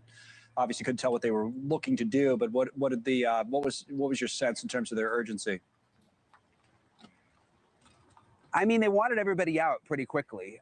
My sense is it should have been like this since the beginning. I mean, that I'm surprised we were able to be this close to the house for the last 5 days. And I think someone behind the scenes said, look, we got to get back in there. We got to get more FBI teams in to process the scene. And why is everybody still allowed right outside the house? Why don't we have the whole block closed off so we'll have room for our teams and room for them to park? So I'm actually not surprised. I'm surprised this didn't happen earlier, but I do think it's interesting the timing, again, that we find out that there's a second communication that's come in, which is a really big deal. I mean, we don't know what it is, but remember, there was just the first letters that went out. And the big question was, are they going to try to communicate with the Guthries again? And if this is in fact the same person trying to communicate again with this second deadline coming up on Monday, that feels like a pretty big deal, Connell. It does. I was looking at too the statements. We had both from Pima County sheriffs and the FBI. They're still looking to try to figure out if that was authentic. But I was trying to read through their statements. It doesn't seem like we know, right, whether they even think it was the same sender, or they haven't confirmed that in terms of the first alleged ransom note, the one that they seem to be taking the most seriously, the TMZ and others got, whether it's the same sender or related. That's right. We don't know, and it could be a different sender. The sheriff's office has been very vague, just saying that they are aware of now a new piece of communication. And then we got a little bit more information from the local Tucson TV station who said, yes, we've now received a second letter, but we don't know if it's the same sender. And obviously, I mean, these journalists at these local TV stations are put in an interesting position here because the letters are coming to their TV station. You obviously want to report some of it, but at the same time, you don't want to interfere with the police investigation, and you've got this woman still missing, and they have to be very, very careful, obviously. Yeah, they have been. Some of them, and Harvey Levin too at TMZ, giving us hints that there's more in it, or even Artel Cueto, Border Patrol, that there's maybe more in it than we've had that leads them to believe it might be authentic. Thank you for watching. Jump scare. What is going on, man? What the heck is going on? I think we all want to know what's popping off. Now, we already know, and I'm going to repeat these things again, because this, I think, is a very, very big deal, because it's the most of anything that we've heard in regards to finding Nancy. We haven't heard anything as far as any clues or anything of that sort. Remember, they don't have any footage as far as inside the house or even outside the house. Those cameras were either, he says that he was like, who said that they were smashed? Those cameras weren't smashed. Well, the cameras didn't record anything. That's for sure. Okay, so the cameras didn't show anything. So we have nothing. All we know is that her pacemaker lost connection to her phone and her Apple devices. That is it. Okay. Now, what we're getting from from NBC News now, and we just said it earlier, but I want to repeat it again for those of y'all who are just kind of showing up, getting, coming in late to the party. All right. It's okay. You got in right in time. All right. First and foremost, there has been a new letter that has been released. They're trying to figure out the authenticity of that letter. Here's the other thing. As soon as that letter came out, or at least the news let everybody know that the letter came out, what happened? They kicked all media away from the area. They said, back off, kick rocks, back off. And they basically widened the perimeter for law enforcement. All right. And I guess they're going to be searching in the areas in that neighborhood, which they should have already done. But now they're doing it now. It's okay. It's fine, I guess.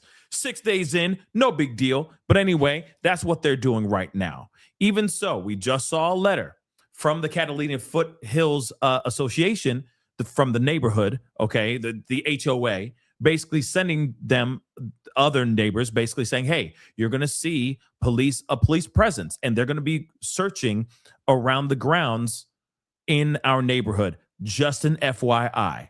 But now we got something that's new, something else. A lot of developing information that's popping off all in real time, back to back to back. So hop on in here. Law enforcement officials in Arizona are searching for a vehicle or vehicles that may be connected to the abduction of Nancy Guthrie. Okay.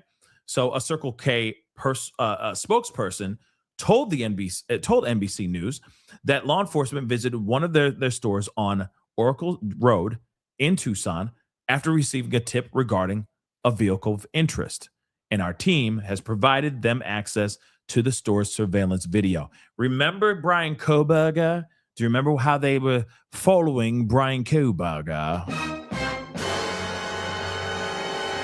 I think we're looking at the same situation here.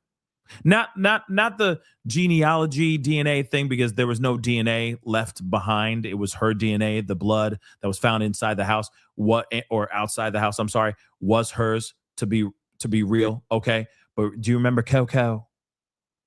Remember how they were following Coco?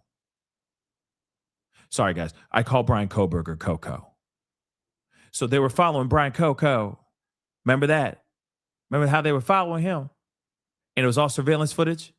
It was gas stations, etc. Anything that they could basically find this white Hyundai. Remember that? Yeah. So they're doing the same thing. Same thing. They're using street cams. They're using cameras from gas stations. Anything they can to find, oh, okay, that car went here, then it drove here, then it turned past this Circle K because we got that footage right there, so on and so forth. So right now, they are hunting down a vehicle or vehicles right now. And I'm sure, if you never know, there may have been two cars. There may have been two cars in this situation. You never know. Why two cars? I have no earthly clue, but maybe there was two cars. Or they saw two cars driving down the street. You never know. One of those cars could have been a guy who just got lucky that night. You know what I'm saying? He just had a date. You know how Tucson be out here, percolating. Maybe, it's a guy innocently driving down the street, and he just happens to be following the same path as the person that is the assailant. So they're just trying to zero in, right? Now, remember, they didn't say anything they have not said a description of the car, but we do know that there has been an eyewitness saying a neighbor from across the street who basically said, yeah, I saw an unmarked white van in the neighborhood parked on the street days before Nancy Guthrie was actually taken. So we will see. We will see. Okay. Yes, Kim. Thank you so much for that. NBC News reports a search for a vehicle is ongoing. Yes, that's what we're reading right here. Right here. But yes, Kim, thank you so much for the super chat. But indeed. Okay. So again, remember, okay, let me remind you, for those of y'all who are maybe a little late to the party. Hold on. There it is. There is. Neighbor reported suspicious white van parked on block days before Nancy went missing. Now, I did this as a short, okay? Like I said, sometimes I don't have time to do all these, long formatted videos, etc. So I just try to give you guys, the quick, it's like a Pop-Tart of information, right? Bang, here it is. So, neighbor from across the street said that they saw a white van, unmarked white van in the neighborhood, parked on the street. This neighbor lives across the street from Nancy's crib. They even said it themselves. Let's take a look at this. They said they spotted a suspicious white van parked on the street in the days before she went missing. So Brett McIntyre told the Post on Thursday that he reported seeing the unmarked van. He reported seeing the unmarked van to police, who asked him basic questions about what he observed in the days leading up to the disappearance of Nancy Guthrie. He says it was somewhere on the street. It was a white van, full-sized, no printing on its sides. It was parked on the street. Now, this guy, Brett McIntyre, lives across the street from Nancy, okay? So, normal people that are coming to work on your home will have like a company vehicle, or at least have something written on the sides of the cars. But this was just an unmarked white van. Very strange, right? Very, very strange. So they may be looking for a white van right now, or it could be a completely different car. That person could have been anybody. That could have been any person, any car. That car may not have any connection to her disappearance. But then again, it may have a connection to the disappearance of this mother. Hold on. Of the mother of Savannah Guthrie and the kids.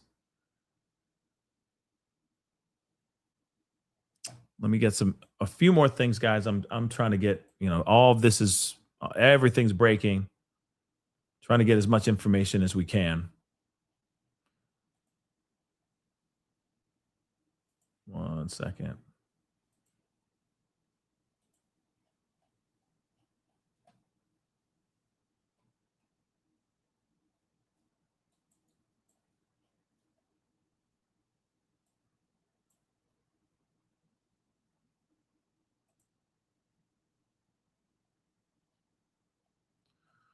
Oh boy. Okay. Let's see what TMZ is saying here. Let's take a look at this. Well, let's get to the comments. Healthy and everything. Yeah. That's what we all hope. I got to wrap you up. This is interesting. Hold on, guys. Investigators say they are aware of a new message regarding Nancy Guthrie. It is day 6 since her disappearance. The FBI just putting out a statement moments ago. It reads in part, the FBI and Pima County Sheriff's Department are aware of a new message regarding Nancy Guthrie. Investigators, they say, are actively inspecting the information provided in the message for its authenticity. As that was happening, and as we give you this live look there in Arizona, our Brian Enton was reporting that all of a sudden, investigators sort of closed off the scene there, moved reporters back. Brian's back with us before the cameras tonight. Brian, there's a lot of activity out there in the last 30 minutes or so. What can you tell us as it's 6 o'clock here on the East Coast, 4 o'clock where you are out there this evening? Yeah, Blake, something changed significantly here in the last 30 minutes because we have been moved back at least a block from where Nancy Guthrie's house is. Let me show you. You can see these sheriff's deputies have blocked off the road, and about a half a block beyond them is where Nancy's house is. And they came in very quickly. And let me tell you, I mean, there was a lot of media down there. There's probably 300 people down there. And they came in, they said, everybody's got to get out now. Pack up your stuff. Everybody has got to leave now. And I said, well, what's going on? And they said, it's for investigative reasons. Everybody's got to leave. So everybody starts frantically trying to pack up. And while we're packing up, I saw several FBI teams coming in, and it looked like their evidence, like response unit, pickup trucks, a van. The windows were really tinted, but I kind of leaned in as they were trying to move me out of the way, and I could see the FBI logos on their shirts. And then they pulled into Nancy Guthrie's driveway. So clearly there is something new happening. There's something new that they want to look at the house. And it's so significant that not only have they roped off the house, which we've seen them do twice now, but they have closed off the entire block. And the timing, as you just mentioned, is interesting because this is around the same exact time that we found out about this second communication. There is a second note that has been sent to a Tucson TV station related to Nancy Guthrie. Yeah, and Brian, you know this from covering stories for years. I know it as well. When you show up to a scene, oftentimes law enforcement will tell you, go here, go there, and you do it immediately, obviously. But that happens sort of day of or hour of or moment of. This is different in that it's 6 days after the fact, but I guess the change here is this note, and it makes you wonder, it makes you believe, I guess I should say, that they are taking this new note incredibly seriously. Yes, and if they are taking it very seriously, right? If they are taking it very seriously, then why are they back there? Does that make sense? Like, why would they? Because in my mind, okay, like, you know what I'm saying? Like, why would they go back there? If they're taking it seriously, why would they go back there? Why would they go back to the start? Go back to the drawing board. You see what I'm saying? To me, I'm going, wait a second. You should pack up your, like, go get the money or figure something out. You see what I'm saying? So this seems a little bit strange, don't you think? Right? But they're like, oh, we got the letter. We're going back to the house. Why? To me, it tells me that something was said in the letter that makes them freak out. Hence the reason why they're back there. Right? Now, I could be absolutely wrong, but something strange. It's something strange about them going back there rather than going to Savannah, Annie, and Cameron. You see what I'm saying? Strange, right? But it doesn't make any sense. It doesn't. And is there something in the note that caused them to need to come back here and make it a crime scene again and look around again? Remember, the last note had two deadlines, one for yesterday, 5 p.m., the other for Monday. And we were told as of yesterday there was no more communication. Well, that has apparently now changed if this new note is from the same person.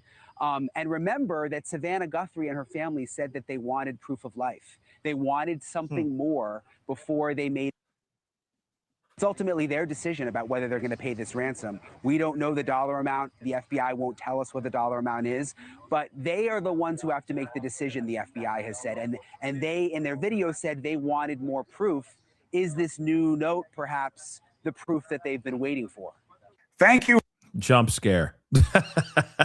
It is the Cuomo jump scare. One day, if I ever meet him, I'll be like, yo, you're scaring my viewers with your jump scares. What are you talking about? Be like, listen, you don't see that the jump scares? It's the Cuomo jump scare. Let's take a look at this too. Yeah, it's still they still have a live feed going on. right now as we speak. What is going on? What is going on, right? It makes you wonder, why are they there? What is popping off here? I'm really praying that they're just being overcautious. You see what I'm saying?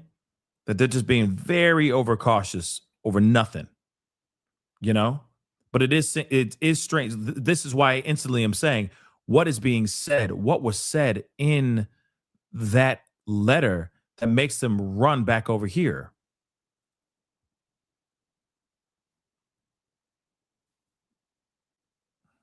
You know what I mean? Something strange is going on, y'all. I'm gonna keep an eye on this though, on this live feed.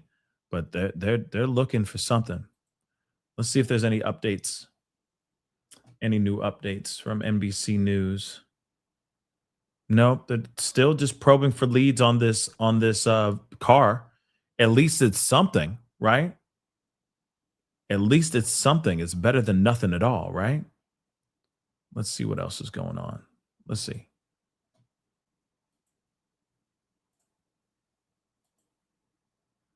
Yeah, I didn't finish this and I feel bad. I told you guys I'd play the rest of this. So I'm going to play the rest of this here really quick while we get some more information. Don't forget to hit that like button down below, please. And thank you. Don't forget to hit that subscribe button. Subscribe. It'd be nice if things are, she's found alive and well by tonight. You see what I'm saying? It'd be great if she's okay and found by tonight. That would be, you know what I mean? And then, of course, the bad guys are taken. They're arrested, and the family gets their money back, right? That's what I'm hoping for. Jesse, if you're the person who's taken her and you have all these millions of dollars on the line right now, why not just shoot a quick video? Like why leave it up? Because you're going to shoot a video and then it's going to expose intelligence that can be harvested by the FBI, and you don't need to do that. There's other ways you can show proof of life, I assume, that can indicate that you're willing to wheel and deal and make the Guthrie family send the money. Because really, this is all just about money and life, and this is high stakes. And Harvey made a great point. It doesn't necessarily seem like the kidnappers targeted Savannah Guthrie in particular. You look at her, she's in New York. Let's find where her mom is. Oh, she's in Tucson. No. By the way things are and the timing of we're going to get this woman back within a certain time period, and the fact that they sent these letters to local Tucson stations, NTMZ in LA, shows you that this might have a Tucson, Arizona kind of location. And so that's kind of where everything's focused on right now. And I don't know. I think the sheriff really needed this break. To that point, you got something, Greg? Well, I think there's something obvious that no one mentions, is that it makes it really hard to pay a ransom when you make it that public. That's why I think this is a red herring. It's like if I kidnap Jesse Waters, I'm not going to send a message to Fox. I'm going to send it to your parents and go like, look, we're going to handle this. I wouldn't go. I mean, why would you send it to TMZ? Why would you send it to if it? I don't agree with I forgot his name. What's his name? Gutfeld? What's his name? If you really, sorry, no disrespect. I don't remember his name. Wanted the money, there would have been a much easier way to do it than make it public. The only reason why you make it public is because it's a distraction and it's a red herring. I don't agree with him at all. You want to know what I think? I think the reason why they used TMZ and went to other local news outlets is because they wanted it to be publicly known. Because here's the thing. They put it out there to the public. It adds more pressure on the family. Because then everybody and their mama is watching and going, hey, what are they going to do next? They better not get their mama. They better not pay that ransom. Shoot, that's their mama. You see what I'm saying? It adds another element of control and leverage over the situation. Because on some real stuff, if they just kept that all on the hush hush and they sent it to the family and whatnot, right? It was just directly that, and that was it. They would not have this kind of leverage. You also got to remember, Savannah Guthrie is a public figure. She is known. Everybody and their mama is talking about this. They're watching it on the news. I'm sure they're even getting off on that as well. They're loving the amount of coverage and focus this has right now. So they're using this as an opportunity to go, oh, okay. Instead of you covering the story, I made you the story, Savannah, and I have control over your situation. Because if this goes bad, if this goes south because they didn't have the money or they didn't do what I asked them to do, the whole world will know that you failed. You see what I'm saying? It sounds like a freaking movie. I'm going to be real. It sounds like a freaking movie. But if this is real, if these ransom notes are indeed real, then that's exactly what they're trying to do. Add more drama, add more pressure, and have more leverage. Like, hey, look at me. I'm the captain now. I say what goes, right? So we'll see what happens. In a way, I hope that these ransom notes are real. Because if they are real, that means she's still alive. You understand? So that's what I'm hoping for. That sounds weird that I'm rooting for a ransom note, but I am rooting for a ransom note because if the ransom note is real and they, in this second note at least, they showed some proof of life, that means she is still alive.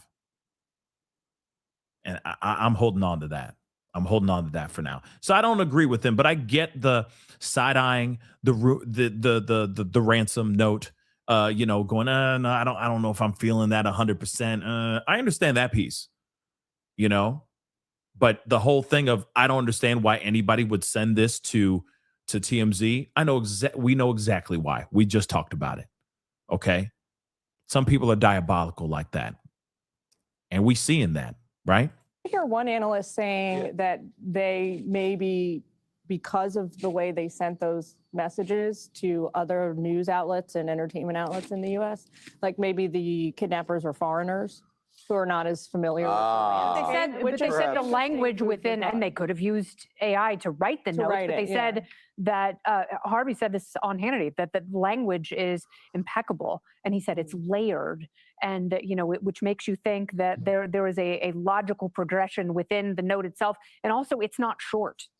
So what did it start with? Like 7 years ago?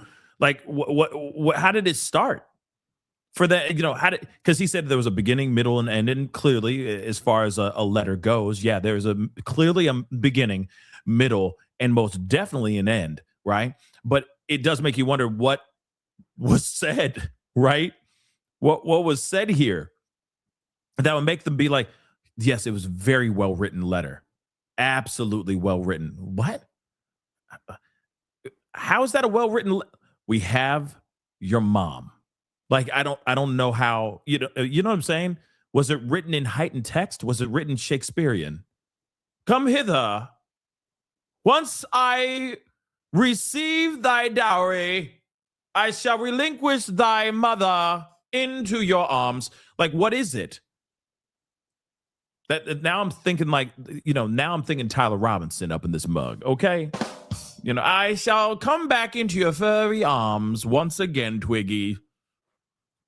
Come hither as I wait, eating my Dairy Queen smooth milkshake and fries, waiting to retrieve my papa's rifle, and then I shall get back in my vehicle, back into your loving arms. Make sure there is mead, copious amounts of mead, because we must commence a celebration, yes.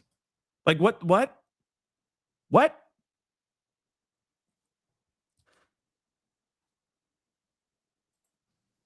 Real quick, Jonathan Hunt, I understand, is getting some more information about who is receiving this latest message that the family is hoping will be authenticated. What can you tell us, Jonathan?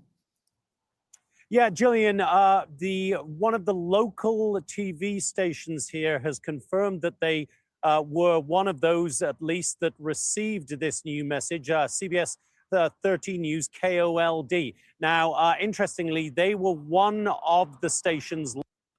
Oh, snap. Okay. Sorry, guys. We got some breaking info here. Uno momento, por favor. Wait, hold on.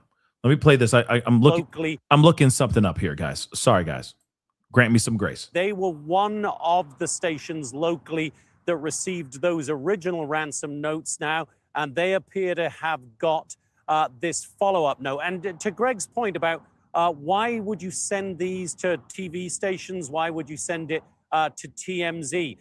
You look at this, it could be something as simple as these people or this person does not have Savannah Guthrie's email address. I mean, she's a celebrity figure. She might be very careful about who can contact her.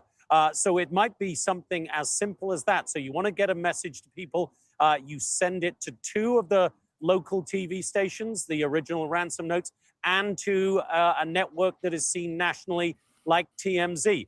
That might explain it. There's a million other theories out there as to why that might have been done. But the bottom line is that the Guthrie family obviously saw and heard those emails. They read them. The FBI has said they are taking them seriously, those original ransom notes. And now we wait to get more detail on what this second message may be. And again, the first task for the FBI is to try to check its authenticity, the first task for the FBI and the Sheriff's Department, and to see if they genuinely believe that this follow-up message is from the same people that sent those original ransom notes. If it is, perhaps there is a sliver of hope that we can all cling to tonight, that they are responding to the pleas for proof of life. Perhaps they are. And this is a huge perhaps, obviously, but looking for a silver lining in this awful, awful week for the Guthrie family. Perhaps this is this new message offering proof of life. We can't jump to any conclusions about its authenticity, about where it came from, about who may have Nancy Guthrie, where Nancy Guthrie and her kidnapper or kidnappers might be. But it clearly is potentially a significant step forward. And just going back to what you guys were also talking about, Harvey's interesting comment about the radius here. Remember, that radius, as he put it, is tens of millions of square miles. It doesn't narrow it down much, guys. Jonathan, so just to crystallize this for viewers, there were 3 stations that received this ransom note. You had KGUN, KOLD, you had TMZ. The person who received this message was one of the 2 local stations, TMZ, and the other local station have yet to confirm whether they received the same message. Strikes me as there being 2 options. Number 1, this could be an imposter, and we know there was a fake ransom note previously, and that person's being prosecuted. Could be an imposter. But number 2, this could be the proof of life that the family has sought, and proof of life can come in the form of a video, a word that the family had together, a detail that is privately known, not publicly known. And finally, I would just say, they said the floodlight was part of the way that they authenticated the first ransom note. Still unclear if it's an actual ransom, but the floodlight was on the outside of the house. We have a picture of it. So this could be a private detail that maybe only the family would know. All conjecture at this point. Yeah, I just want to correct one thing you said. The floodlight was, you said the floodlight was how they authenticated the original note. They have not 100% authenticated the note. No, they have not 100% authenticated at all. They are still looking into whether those original ransom notes are actually real from somebody who may actually have Nancy Guthrie. But this follow-up note is a hopeful sign that perhaps they are about to get proof of life. If all of this is real, there is still a chance that all of this is from some evil hoaxer. But we hope it's real. We hope it's proof of life. I mean, I hope it's, for me, I hope it's real. Because again, if it's real, then there's proof of life. Now, I understand that something, this is just crazy. Hold on. A lot going on. Whole lot going on, baby. Sorry. Have mercy.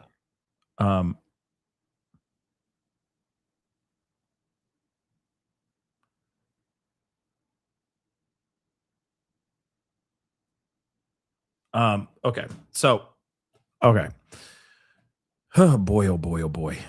A lot going on. Whole lot going on. Let's see. Ground sweep. Let's take a look at this right quick. I gotta close some of these windows. Holy crap.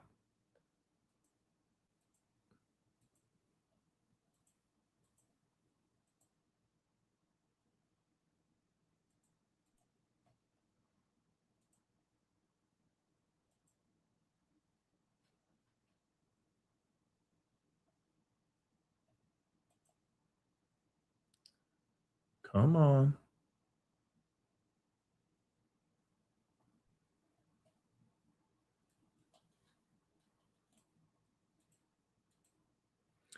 So this is about 40 minutes ago or so. It says here, ground sweep, FBI searched the area behind Nancy Guthrie's home in Tucson after authorities said that they had received a new message related to her disappearance. So let's take a look at this footage here.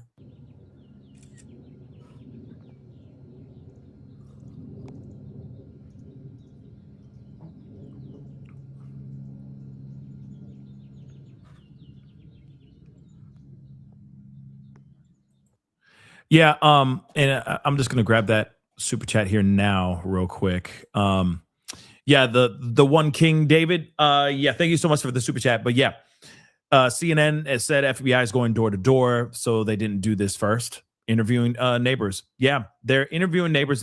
They started doing that yesterday. We talked about that last night on last night's show. So yeah, it's weird because 1 minute they're, 1 minute they're shutting everything down. The next minute they come back, they resurrect their crime scene all over again, and then they start knocking on people's doors, which is, in my mind, why didn't they do this days before? Why did they wait so doggone long to do any of this crap? It just makes no sense. Makes no sense. Okay? Zero.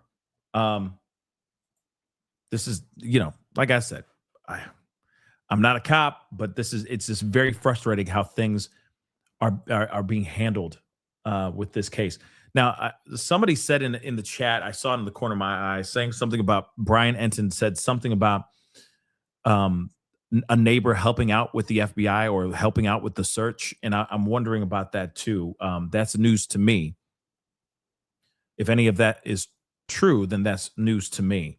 But yeah, they are, take a look at this. They are up on the roof of the house now. Look at that. Feels like we're watching Sims. We're watching somebody play Sims, but yeah, they're on the roof of the house now. What in the F is going on?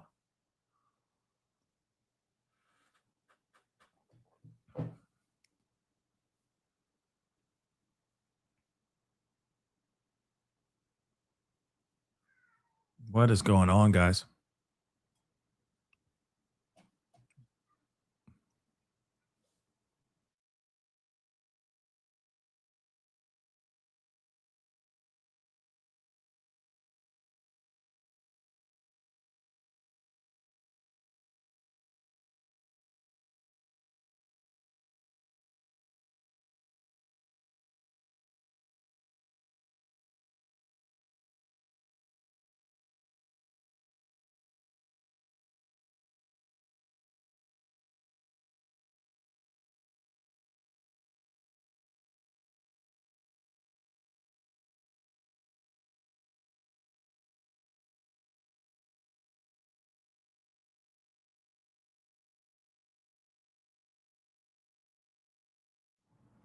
I mean, maybe it's nothing, but that's very interesting that they're on the roof.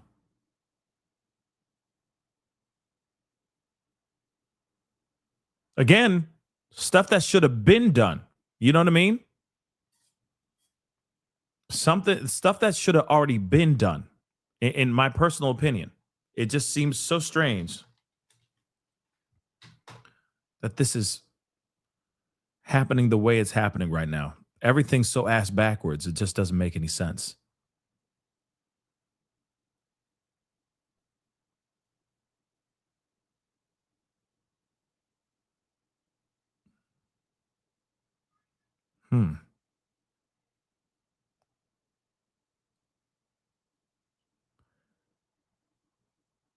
Take a look at this.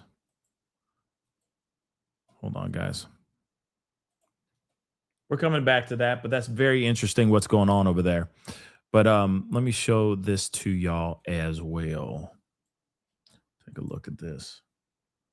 As the search intensifies for Nancy Guthrie. Within the last hour, the FBI and Pima County Sheriff's Department announced they are aware of a new message regarding Nancy. They tell us they are actively working to verify this message. Our team coverage continues right now for you. Brianna Whitney and Vanessa Ariza are live in Tucson tonight, but we lead things off with Brianna, who's at the Pima County Sheriff's Office. Brianna, what are you learning at this hour? So we can confirm our sister station KOLD down here in Tucson received a second note this morning, allegedly from Nancy Guthrie's abductor or abductors. And it's obviously concerning given that we are now on day 6 of Nancy Guthrie being missing. The investigators on this case are taking this very seriously, both the FBI and the Pima County Sheriff's Department looking into this at this hour. I want to show you the statement they just put out publicly today. Quote, the FBI and Pima County Sheriff's Department are aware of a new message regarding Nancy Guthrie. Investigators are actively inspecting the information provided in the message for its authenticity. And just a few minutes ago, our sister station catching Sheriff Chris Nanos outside the Sheriff's Department today to ask him about this new update. Take a listen. What he gonna say now? That's what I'd like to know. What are you gonna say now? No, not at all. It's again given to the FBI. They've got this, and we'll let them go. Yeah. That's it. Thank you. That was quick. So not saying much at this hour, of course, not wanting to talk more about it, but aware of it as they investigate behind the scenes. We also know the FBI really taking the lead on anything that has to do with the ransom note. There are more details that we can reveal from what we know as far as our station goes. So here is what we can tell you at this hour. This new note went to our sister station. They received it this morning. We are not releasing details out of respect for the family. We know that investigators are looking into it. We sent the IP address where the note came from to law enforcement. But it's important to note this. It is not the same IP address, but it appears the sender used the same type of secure server to hide their IP address. This new note contains something the senders think will prove to investigators they're the same people who sent the first note. We also have to couch this tonight with we don't know if any of these are legit. They are all being investigated. They're all being taken seriously. They have to be taken seriously at this point, but we do not know the authenticity of it at this hour. That is what everybody behind the scenes working on this investigation is trying to determine. Senator Mark Kelly, also outside the Sheriff's Department today, he was also asked about the Nancy Guthrie investigation and search. Here's what he had to say about the detectives who are working on it. The sheriff's been doing a great job. I was in contact with him last Sunday about this. He has hundreds of his deputies investigating this case, working 24/7, on this. If this case can be solved between the sheriff and the FBI, I've got tremendous confidence that they'll be able to figure this out and bring her home.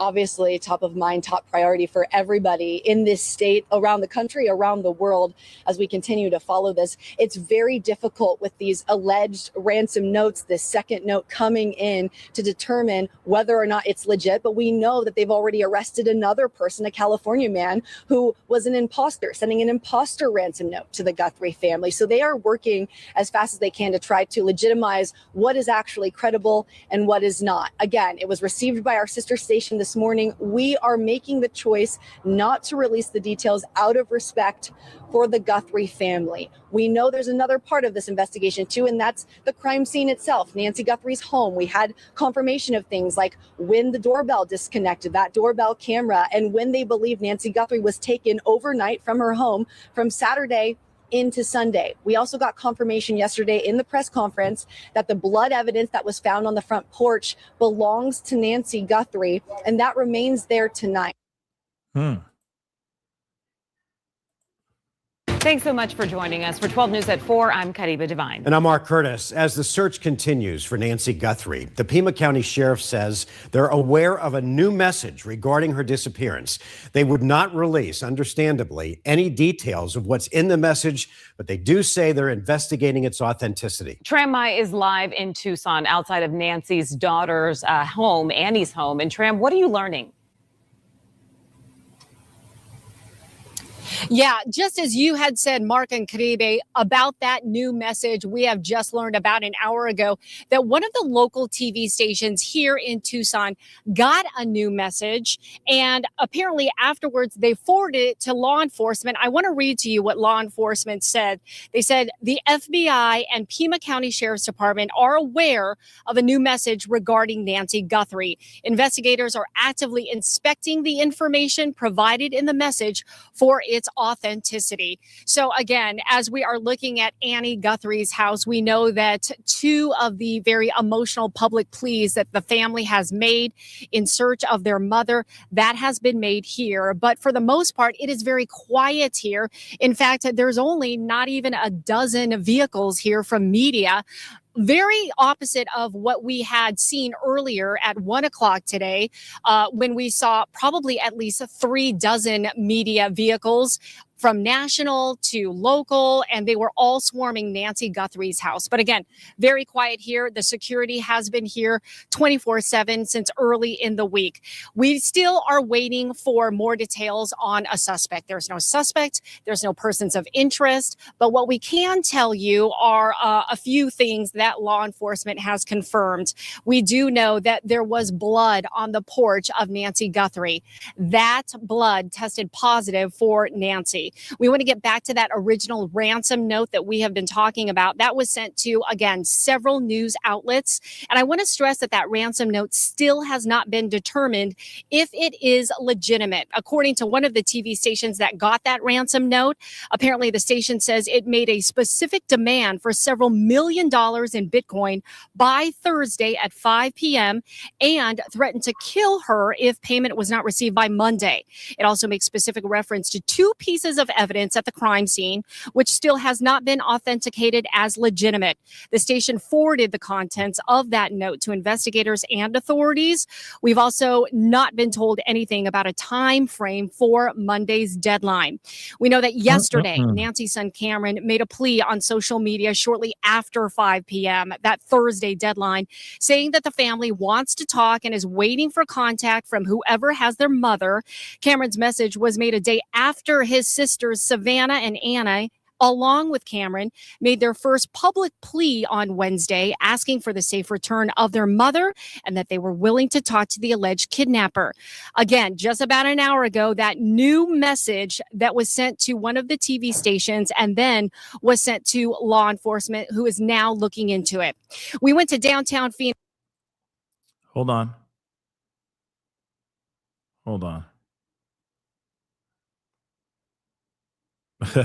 Yeah.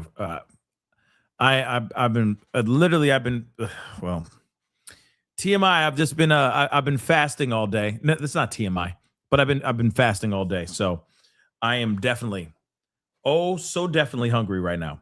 I will definitely be eating soon enough. They Haunted Hollow Homestead said that they found something. Where did they find it? Where, guys? Catherine.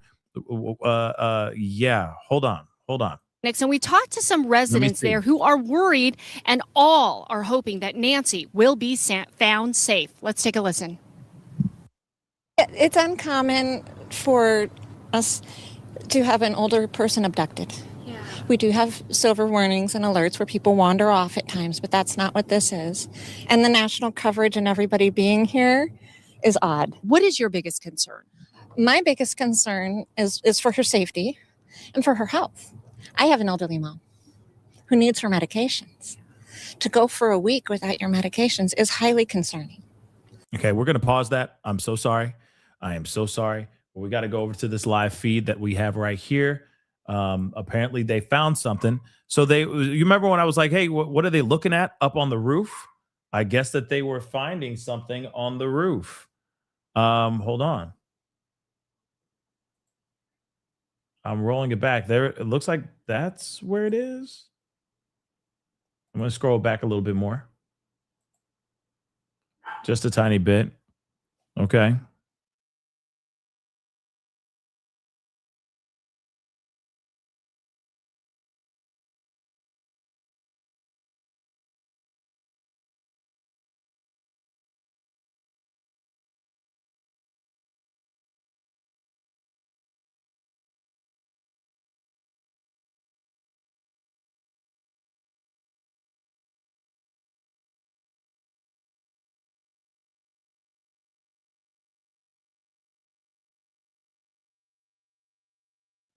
Looks like she's on her way over here now.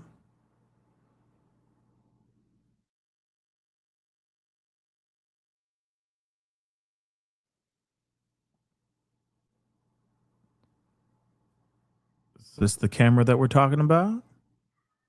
Looks like the camera. Interesting. Yep. I mean, it looks like there's a camera. Looks like a camera's right there. It doesn't look like it was like destroyed or anything. Maybe it was. I don't know.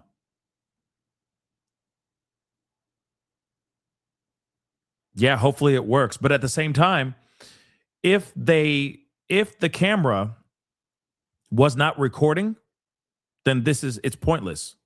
You see what I'm saying? Remember that. Like if the camera isn't doing its thing, you know what I mean? It doesn't record. NF truth, it doesn't record because she didn't have the subscription, remember? She didn't pay the subscription. So it was all there for show, basically. Now there's a possibility that maybe it recorded independently, but I don't know about all that, guys. I really don't know all about that. But what I do know is that there's no subscription. So maybe they can just, dust it for fingerprints or something of that sort. But honestly,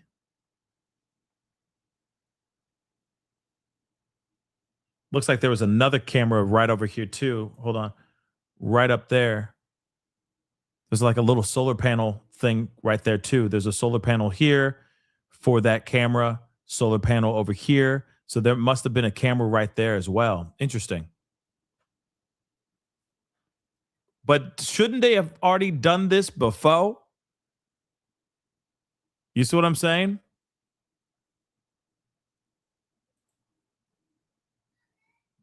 This is nuts. Absolutely nuts. I'm taking a look at a few things here though, real quick. Okay, hold on.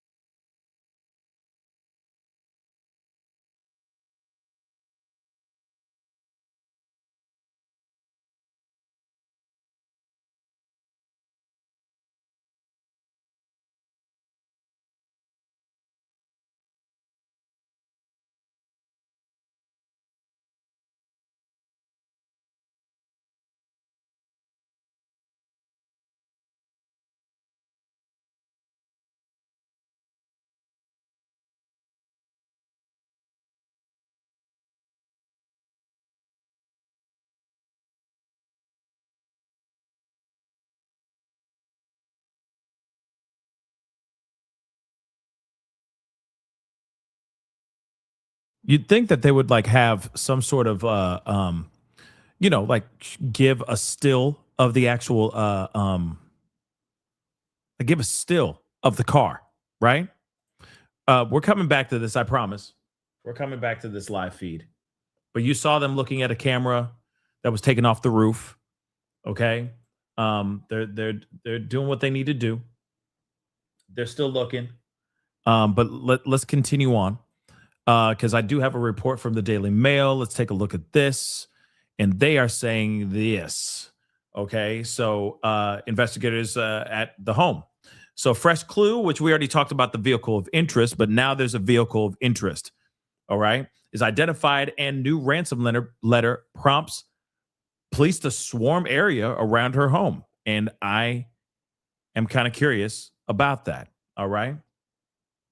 So a vehicle of interest has been identified in the ongoing search in the missing, in this missing case, after investigators said a second ransom note was sent to local news. The developments came late Friday as a message was sent to Tucson News, the Tucson news outlet KOLD, appearing to be sent by the same people who claim to be holding the 84-year-old for ransom. Soon after the letter was sent, an FBI forensics team descended on Nancy's home, and aerial images taken by the Daily Mail showed teams unloading gear at the home to seize new evidence. The vehicle of interest is believed to have been at the Circle K convenience store in the Tucson area.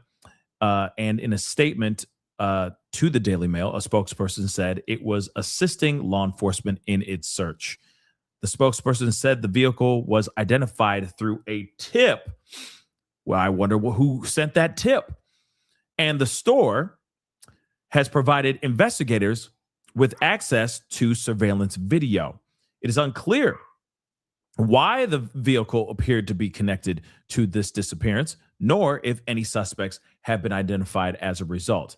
Now, of course, we are in 6 days into this search. She has not been seen since the evening of January 31st, okay, which we already know. She was brought home by that evening after spending the evening with her sister, or with her daughter, and her son-in-law, all right? And of course, she is gone and ended up missing. So there's a vehicle that they're looking for, but they have not gone to the public and said, this is the car we're looking for. Have you seen this car? Please help us find this car. You see what I'm saying? At this point, I feel like they should be saying that, because the public could literally say, hey, we saw that car. It's right over here. It's right over there. You see what I'm saying? It'd be helpful. I would think that it would be helpful, get the information out there and let us know what the heck is going on. Now, as of 16 minutes ago, FBI returned to Nancy Guthrie's home. The FBI returned to Nancy Guthrie's home today for more follow-up investigation, although the agency did not specify what it's looking for or if the visit came as a result of new information, according to two law enforcement sources familiar with the matter. So not only are they looking for a car now, there's a vehicle of interest.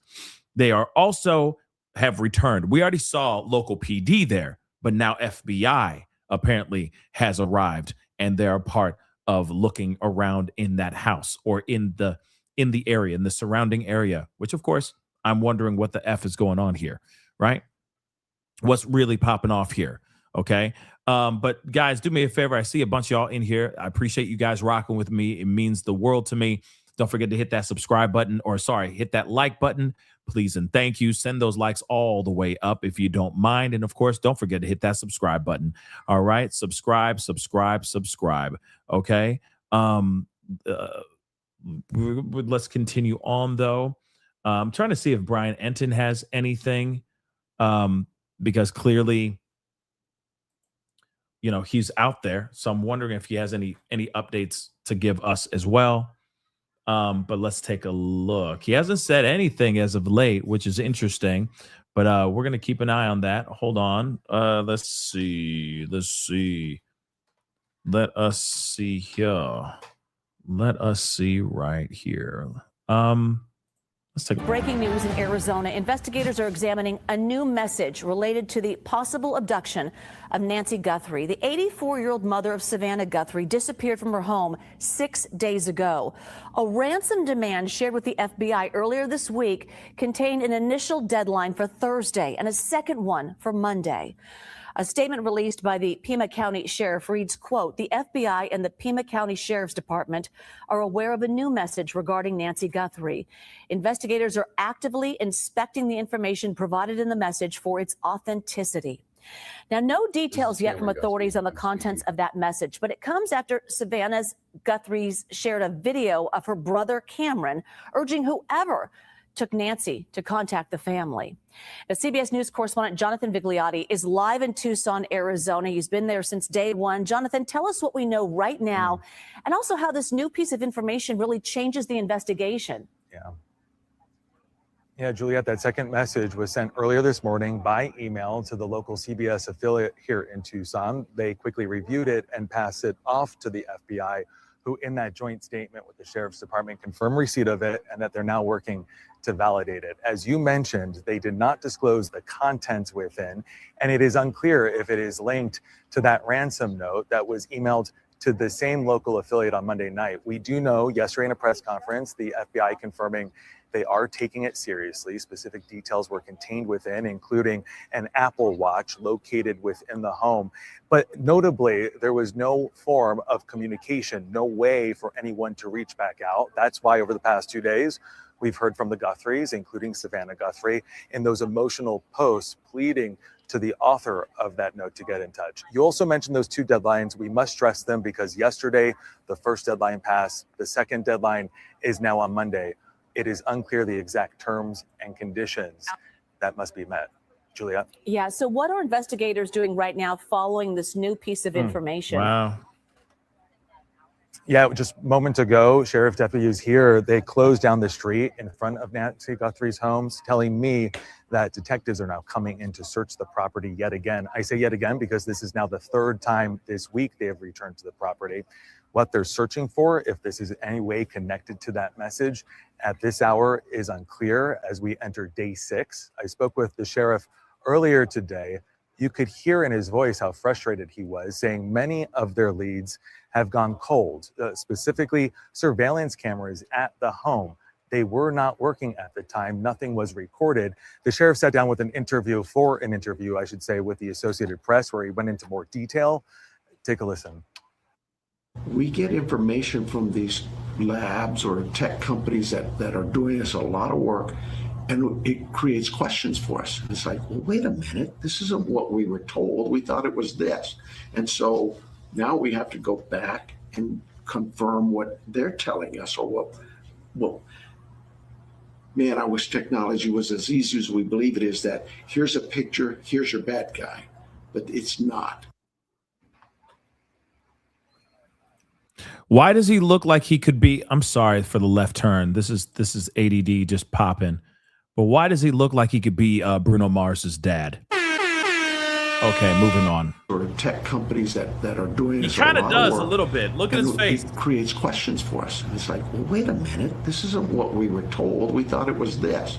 And so now we have to go back and confirm what they're telling us, or what, man, I wish technology was as easy as we believe it is, that here's a picture, here's your bad guy, but it's not. And now going back to my conversation that I had with the sheriff earlier today, he said a significant point of interest in this investigation is how the abductor or abductors accessed that home. I asked if they forced themselves in. He would not disclose that. I asked why. He said it is a critical component to this investigation. Something that just popped in my head. Sorry for interrupting this, but something else is just kind of. What if they're treating this as a homicide, but they're just not saying it out loud yet?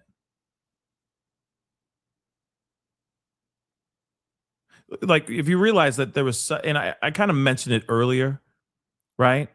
What if they suddenly they're just showing up here because maybe there was something that was said in the new letter that made them go, oh, damn.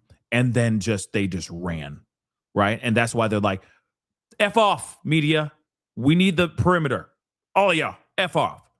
Maybe, but they haven't even had the cojones to actually say that out loud to the public. Maybe. But at the same, I don't know. What was that? What was in the letter, man? What's in the box? You know what I mean? What was said in that mother-loving letter? But let's continue. As of now, there is no known suspect or person of interest. He tells me they have not ruled anyone out. Juliet? Jonathan Vigliotti. Jonathan, thank you. I want to bring in Kirk. Hold on. I'm sorry for doing this back and forth. Actually, I'm just going to read this off screen. This is from Brian Enton, okay?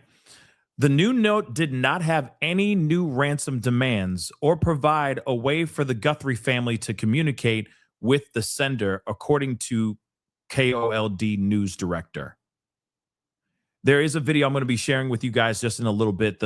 If I'm correct, the news director, KOLD's news director, did do an interview with Vargas just a little bit ago. We are going to be looking at that after this clip. And so Brian Enton's basically saying that the new ransom demands, it didn't have any new ransom demands, and it didn't provide any way for the Guthrie family to get in contact with this piece of trash.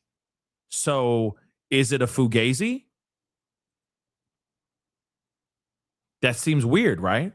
Is it a fugazi? Let's continue. Burkhalter, a former NYPD detective and New York Law School criminal law professor. So, Kirk, your mind must just be buzzing right now, thinking of so many different scenarios. If you were on this case, and I'm sure you are actively in your own right, what would you be doing right now in terms of this message? Certainly, and you're right. I'm actively on it in my own mind, of course. But with this message, the sheriff, I think, is operating quite prudently by keeping information close to the vest, because with each message, there has to be an attempt to verify the authenticity of the messages, not only each message, but to determine if the various messages are connected to the same senders. And that may be the reason why we see investigators returning to the home in an attempt to verify different portions of information. I think nothing is off the table, including that this may have been an abduction of opportunity, right? It may have been someone attempting to burglarize the home, commit some form of larceny, take property, and did not expect the victim to be there, and it was a crime of opportunity. I think nothing is off the table here, and my heart goes out to the investigators because, as he mentioned, the public is used to a certain level of closure because of technology. But it doesn't always work that way. It's not like what we see on television or in the movies. Yeah, that's so true. So the Pima County Sheriff gave really no details about what the message said. So why release a statement at all? What is the strategy behind that? What do negotiators want to signal to the person who sent this message? Well, I think first and foremost, negotiators and the law enforcement authorities want to in some way signal the willingness to communicate, to open up a dialogue, and to obtain some form of proof of life. That is extremely important. And second, I think it's helpful to keep the public apprised in some way, shape, or form as to how the investigation is going. You can't just have a complete news blackout in matters like this, and certainly when this is such a high-profile person. But the primary purpose now, I think, or our goal is to generate some form of dialogue. So the initial ransom demand was sent via email to a local news station. So depending on how this message was sent, could it be traced back to the sender? It certainly could be. We have the technology to do so. However, where is the sender sending it from? Quite often you'll trace these emails and they go back to, a country overseas.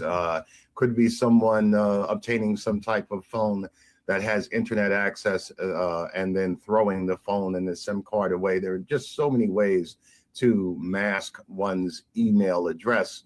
I would suspect if someone was sending this email from their home, the FBI and all the law enforcement agencies involved would have knocked at their door already. So it's a high possibility that even though it's traceable, that may not lead investigators back to the actual offenders. And given where we are right now, day 6, are you able to gauge the level of expertise, possibly in technology and in how they did this crime, a rating of where they are in terms of their own manpower and their own strategies? Meaning if we're talking about the abductors, you know, it's hard to say, but my gut feeling is that they didn't have this planned out completely, right? So they're communicating with, or attempting to communicate, if this is them, with different outlets. They didn't provide the proof of life. Even their demands are quite vague. Usually someone that would make this effort, take this risk for such a serious crime is going to plan this out, plan out the method of communication and so forth. So maybe a bit of amateur hour here. All right. Well, we'll stay on top of this as I know you will too. Kirk. I mean, you know, it could very well be amateur hour. It could, or it could be somebody who just doesn't give zero damns and wants to have control over the situation. And I don't know what to make of this, because this is some wild stuff.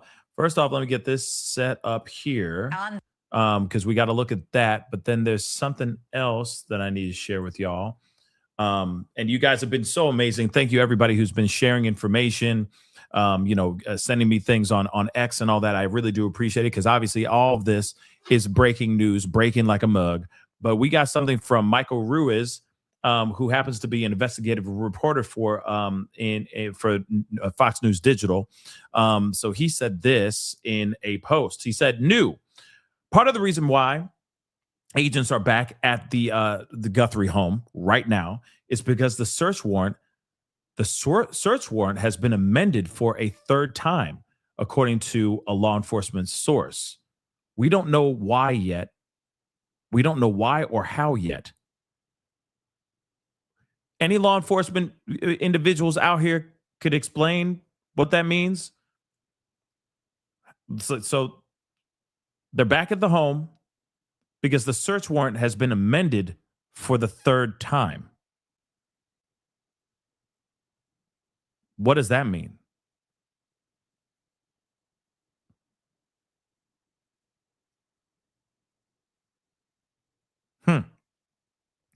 Moving on, he says, yesterday a neighbor told reporters she quote unquote saw something and wanted to tell detectives. I don't know that this is related. As for the timing, this search happened minutes after police acknowledged a new message that could possibly be from the same source as a ransom note, which we already know, right? So interesting. It's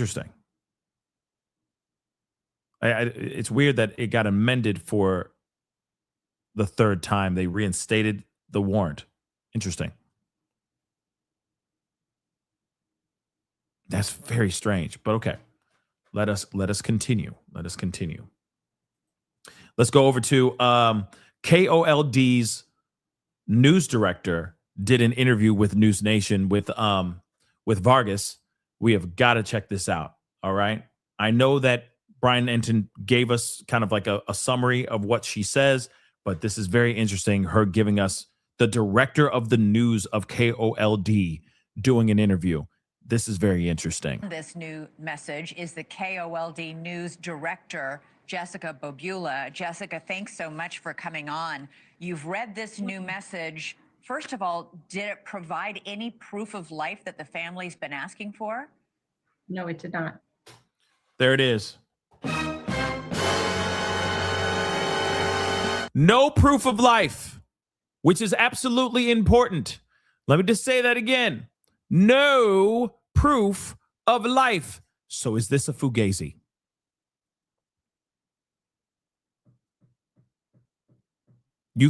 They really couldn't give proof of life at all.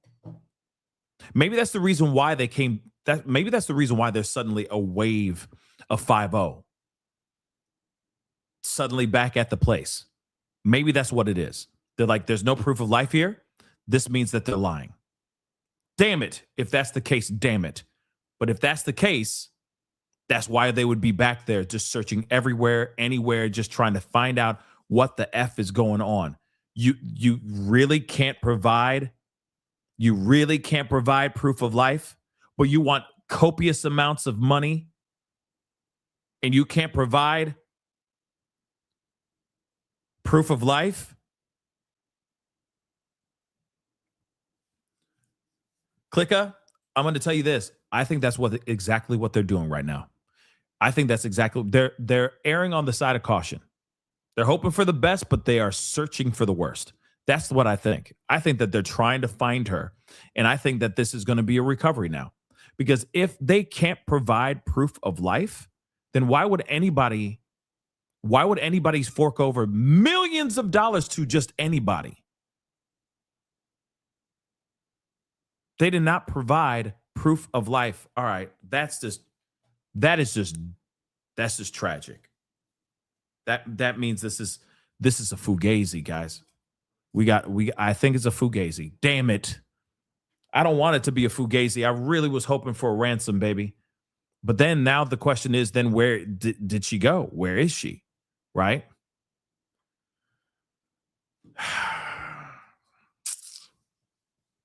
It might be a full-on fugazi, guys. Did it say anything at all about Nancy's condition? I can't go into those details. But clearly the FBI Hold on. Not. Did it say anything at all about Nancy's condition? I can't go into those details. But clearly the FBI is now swarming Nancy's house, especially in the backyard area. Was there anything in this newest message that would direct FBI to go look or find something? We're not releasing details of what is contained in the email out of respect for the family, other than what you saw in Mary's social post, which actually the reporter also mentioned as well about the IP address. But the key is we just saw that video from Cameron Guthrie last night at this exact time. The night before that, we had the video from all three of the Guthrie siblings with Savannah, Annie, and Cameron, all asking repeatedly, urgently, for proof of life. And you're saying this newest email does not provide that. This newest email is something that I believe the FBI will need to look into without any interference. And so what we did the first time that we received the note, which is immediately send it to investigators and not report on it. And when we were able to speak with the sheriff's office and they decided to put out a statement jointly with the FBI, then we were able to confirm that, yes, we did receive a second note. When did you get that? What time was that? That was about 11:45 this morning. And apparently you've been saying, Mary Coleman, who was on the show last night, your anchor, your evening news anchor, said that it's from a different IP address than the first one, but it still appears to be from the same person? Yes. So what we have done is shared the information that we have. So the notes were both sent through our news tip system. Mm-hmm. So it does not need to come from a personal email address. You fill out a form. So through what we are able to do, in our back end with our website and our technology that we have here, we're able to make sure that the FBI has as much information as we can provide about where the email came from. But it is not from, a certain email address. You just fill it out, you put your name in there, you put what your email address is, but it's not, it's not showing that it is coming from that email address. So the IP address information that we sent to them is, like I said, that it is not the same address, but it does seem to trace back to a similar cloaking software. And it sounds the same in tone and tenor? It's hard to tell. There's sentence structure, but we're also doing a lot of reporting of our own today about how with digital notes, this isn't a piece of paper with magazine letters cut out or anything. It's hard to tell, with things coming through digitally, is it assisted by AI? Is it, written by the same person? It's very difficult to tell. And did this message have an email address on it? Yes, our form does require that you put a name, an email address, and a birth date. And so both of the notes had that, but they were not the same as each other, the two notes. So they were different. The name, email address, and birth dates were different on the two notes. Were they? Right. But like I said, it's just a form, so you can just type it in. There's no way to verify that. You can put in Roger Rabbit and yeah. Okay. Why does she think Roger Rabbit? That's unique. But here it is. That's interesting. That's very interesting. So this second note could just straight up be a fugazi. The first note could be real. The second note could be fake, because the person who wrote them didn't go John Smith both times. They went John Smith and Henry Jackson the second time. You see what I'm saying? But it sounds to me like this could be a lie. Because you'd think that they would stay pretty consistent, right? Maybe, and maybe it's just because I've seen way too many movies like this, but I feel like they would just straight up say like, okay, yeah, I'm Johnny Boy, Johnny Boy's back. Oh my God, I got a message from Johnny. Here it is. So that for a fact, it's coming from the same person, not John Smith and then Henry Jackson later. You see what I'm saying? So again, this could be a whole fake second ransom note, or it could be the same person. But if they're giving out information that is the same as what they gave in the first letter, then this might be the same people. It just might just be one fat ass scam, y'all. It might just be a scam, right? What is BIL? They scrubbed BIL from school page. What is BIL? I'm sorry, what's BIL? I saw somebody else say that earlier. What the hell is BIL? Can somebody break down that acronym? What is that? Continuing. Is this commonly known that people can get brother-in-law? Thank you. I was like, BIL, what the hell's that? That's news to me. Brother-in-law. I was like, what the hell is going on? BIL. Thank you. Brother-in-law, son-in-law. Tommaso Sioni. Okay. Let's continue. messages to you this way, in a way in which they don't have to reveal their name, their email address? It's a system that we use, and we've had it on our website for years. What I'll say is that it's usually not used in this way, right? I mean, usually people do want us to be able to contact them. Hey, I have a news tip for you. Please call me at this number or email me back at this address. And then we say, oh, okay, here, would you like to talk to us about your news tip? So it's not usually an issue, but yes, that is the case, is that you can fill out the form however you'd like. In fact, some people do send in anonymous news tips, and I couldn't tell you why, but that may be one of the reasons why our system works that way, so that a person could send in an anonymous news tip. But then, like I said, it's just depends upon if they leave a way that we can then contact them back. I was waiting for that jump scare, but as you guys heard, all right, the brother-in-law, thank you guys, thank you. I was like, what the hell's a BIL? Okay, I know what a BBL is.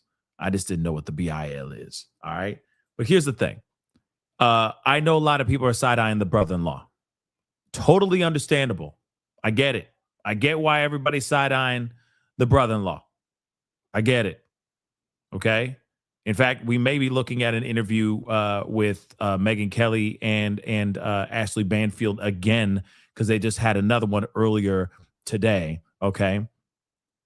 But the thing is we don't know.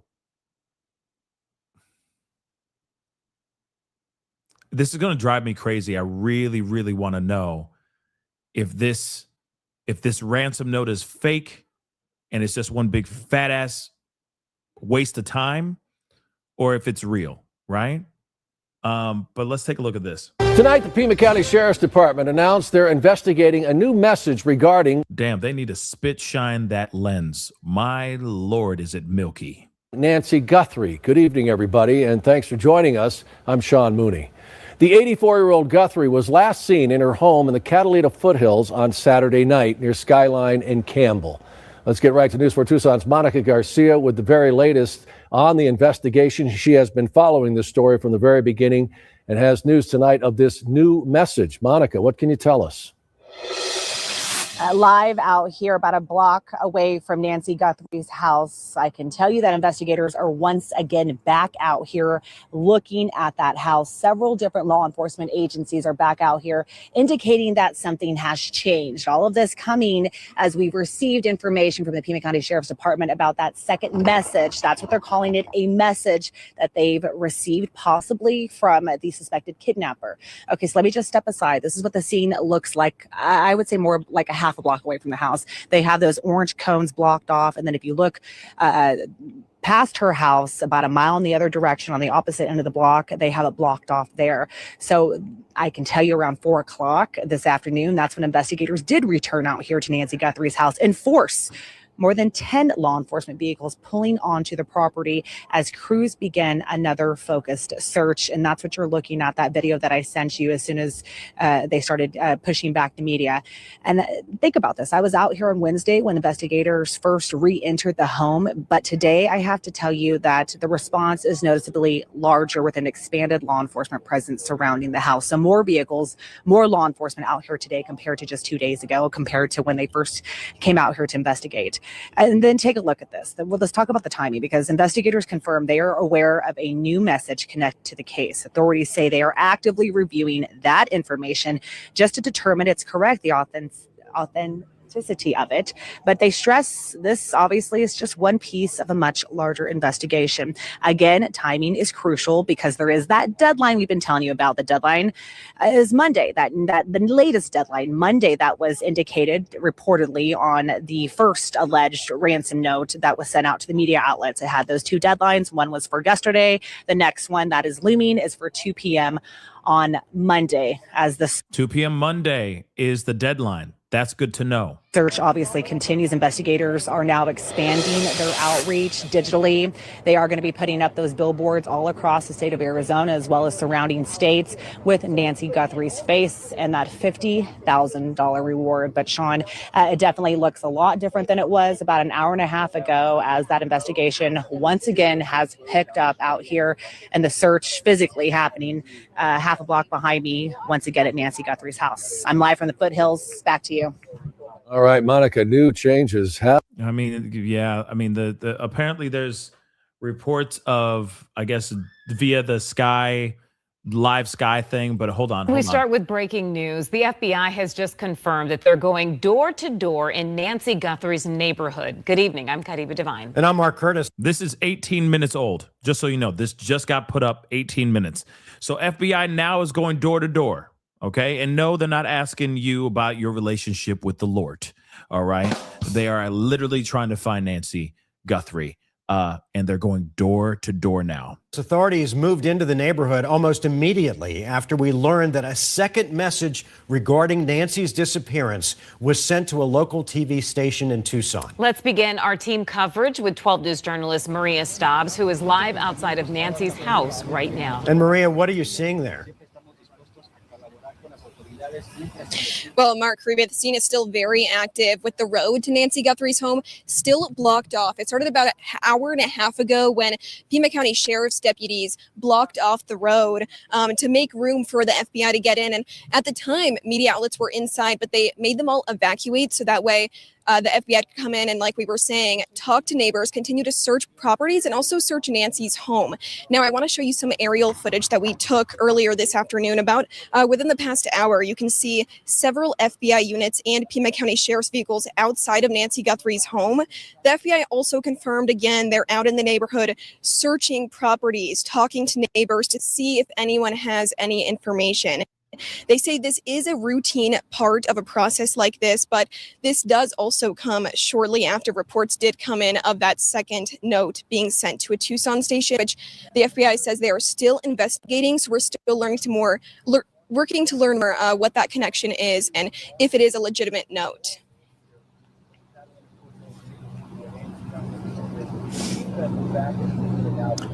Maria, do we know if this response that we're seeing is something that's tied to the note, or is it just normal follow-up by the FBI when it comes to a situation like this? So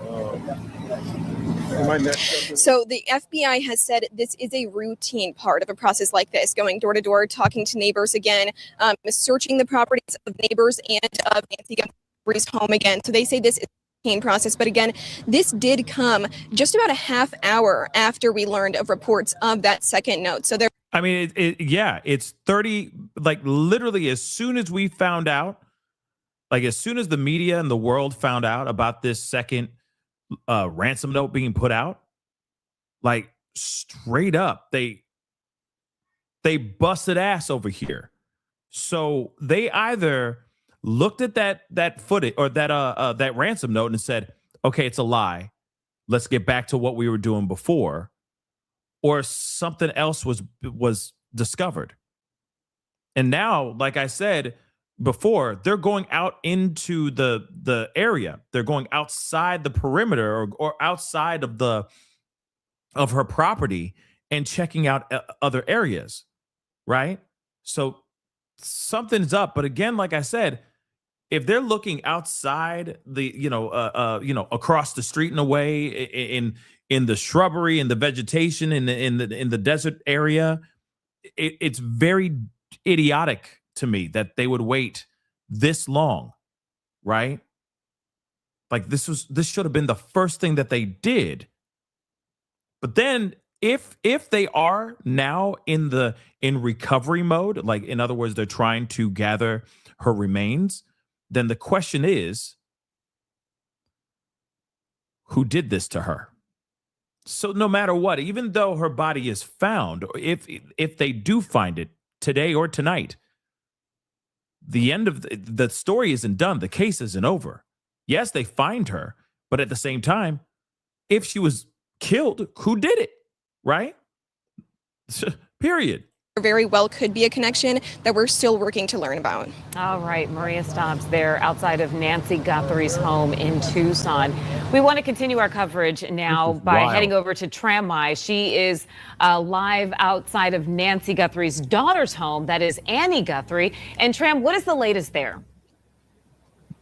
Yeah, it is interesting to piggyback off of Maria and what she was saying, that the timing of that message that was sent to that local TV station, and then shortly afterwards, the fact that authorities and law enforcement moved in to that neighborhood, it does seem a little coincidental. But again, as I was reading from the Pima County Sheriff's Office, they put out a statement that said that detectives continue to conduct a follow-up at the home and in the surrounding neighborhood. But back out here, this is just about 10 minutes away from where Maria is at Nancy Guthrie's home. This is the home of Annie Guthrie. That is Savannah's sister and daughter of Nancy. This vehicle that you see right here, this is actually security. They have had security pretty much 24/7 from the day that this incident of this alleged kidnapping took place on Sunday. We do know that right now it is pretty quiet. It has been pretty quiet for the past couple of days, but also we were told that this home is actually where the Guthrie family, so the siblings, Annie, Cameron, and Savannah, they made their public plea not once, but twice. Not a lot of information has come out of the Pima County Sheriff's Office. Again, they are intensely scrutinizing every lead and every tip that they are getting.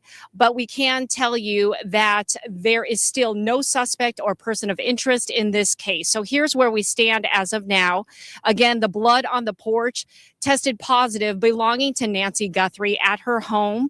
We know that a ransom note was sent to several news outlets, and we want to stress that that ransom note still has not been determined yet if it is legitimate. According to one of the TV stations that got that note, the station says it made a specific demand for several $1 million in Bitcoin by Thursday at 5 p.m. and threatened to kill her if payment was not received by Monday. Now, we have not been told anything about a time frame for Monday's deadline, Cameron. We know that yesterday, Nancy's son Cameron, he made a plea on social media shortly after 5 p.m., saying that the family wants to talk and is waiting for contact from whoever has their mother.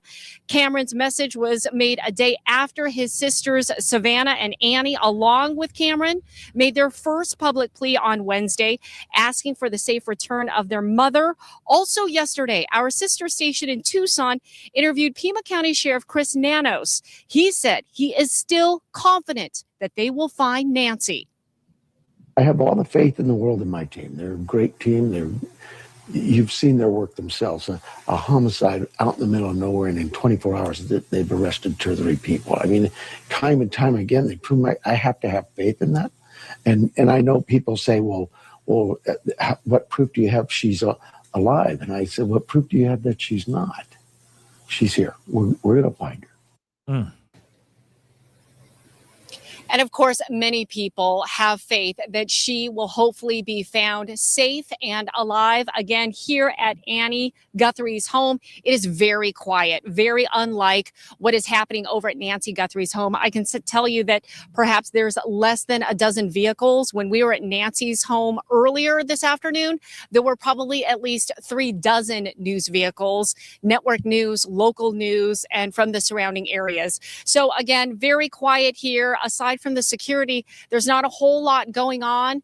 The FBI is still asking for any tips. If you know anything at all, you're urged to contact 911, the Pima County Sheriff's Office, or the FBI. You can call them at 1-800-CALL-FBI. That's Yeah. Hold on one second.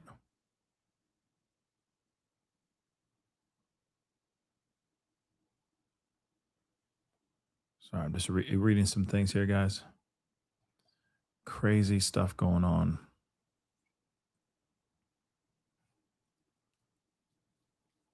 So again, no proof of life has been seen, okay? No proof of life at all whatsoever. This letter came from another person or another name, under another name, but it came through the same way that they did it before. Yeah, this is very odd. We're piecing together key parts of the last known moments before Nancy Guthrie disappeared. On the left, a map showing the potential route that Nancy was driven home on from dinner at her daughter Annie's home in Tucson. You'll see 2 images taken by our Fox team on the ground showing traffic cameras along much of that route. And on the right is a video of this potential route. What happened after she got home and who exactly dropped her off remains a critical unknown.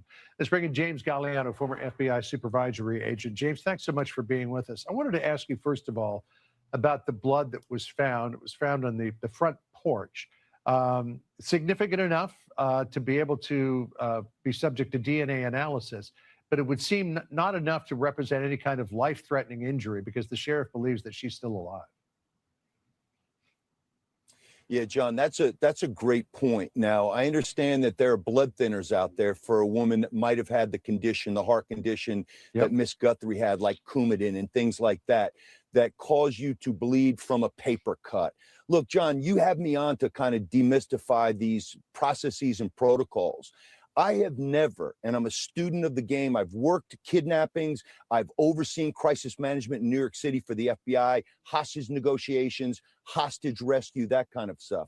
I have never been so confounded and baffled by the fact pattern in a case. We know this. We know that kidnappings are typically for 1 or 2 reasons. They're either for profit or they're for revenge. John, we don't even know if this was a targeted attack yet. It's the more that we learn on this, John, the more confusing it becomes. Yeah, we don't know if this ransom note is legitimate or not. Authorities are treating it and taking it seriously. They believe that there were some things inside the note that point to intimate knowledge of what happened that evening. We had Harvey Levin saying that there was this idea of positioning of the watch. That she had a watch, maybe she left it on a counter, maybe she left it to charge. She probably would have had her phone nearby because she had a pacemaker and the pacemaker checks in with an app So all of that taken together might suggest that her electronic devices were on charge. And you could surmise that that might happen, but it does also suggest intimate knowledge of the scene. What do you think?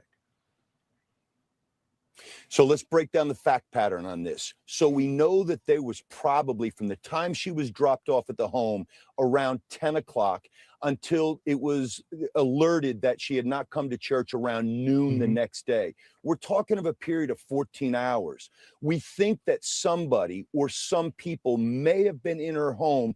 You're describing some of the digital exhaust that we're working off of in the law enforcement investigative realm. We think there might have been a 1 hour, 45 minute to 1 hour period where that might have happened. John, what's so baffling and beguiling about this, the captors, the people that abducted Mrs. Guthrie, typically speaking, and going back to the Lindbergh baby kidnapping in 1932, captors do not want this public. They want to deal directly with the family. They want a backdoor channel. These abductors did it completely differently. They went to TMZ, they went to a local news outlet, and they're not responding to the family's beseeching request to please contact them. It makes no sense, John. Yeah, there's a lot of things that don't add up. I was also doing some experiments with, because I've got a similar pacemaker to Nancy Guthrie. I was doing some experiments with it. My phone checks in with it every 3 minutes. So it disconnecting, I think it was at 2:28, that it would seem to represent an approximate time that she went out of proximity to her phone. But we'll see what comes of this. James, thanks for being with us. Appreciate your. Oh boy. Hold on, guys. Sorry. I'm getting information from all over the place.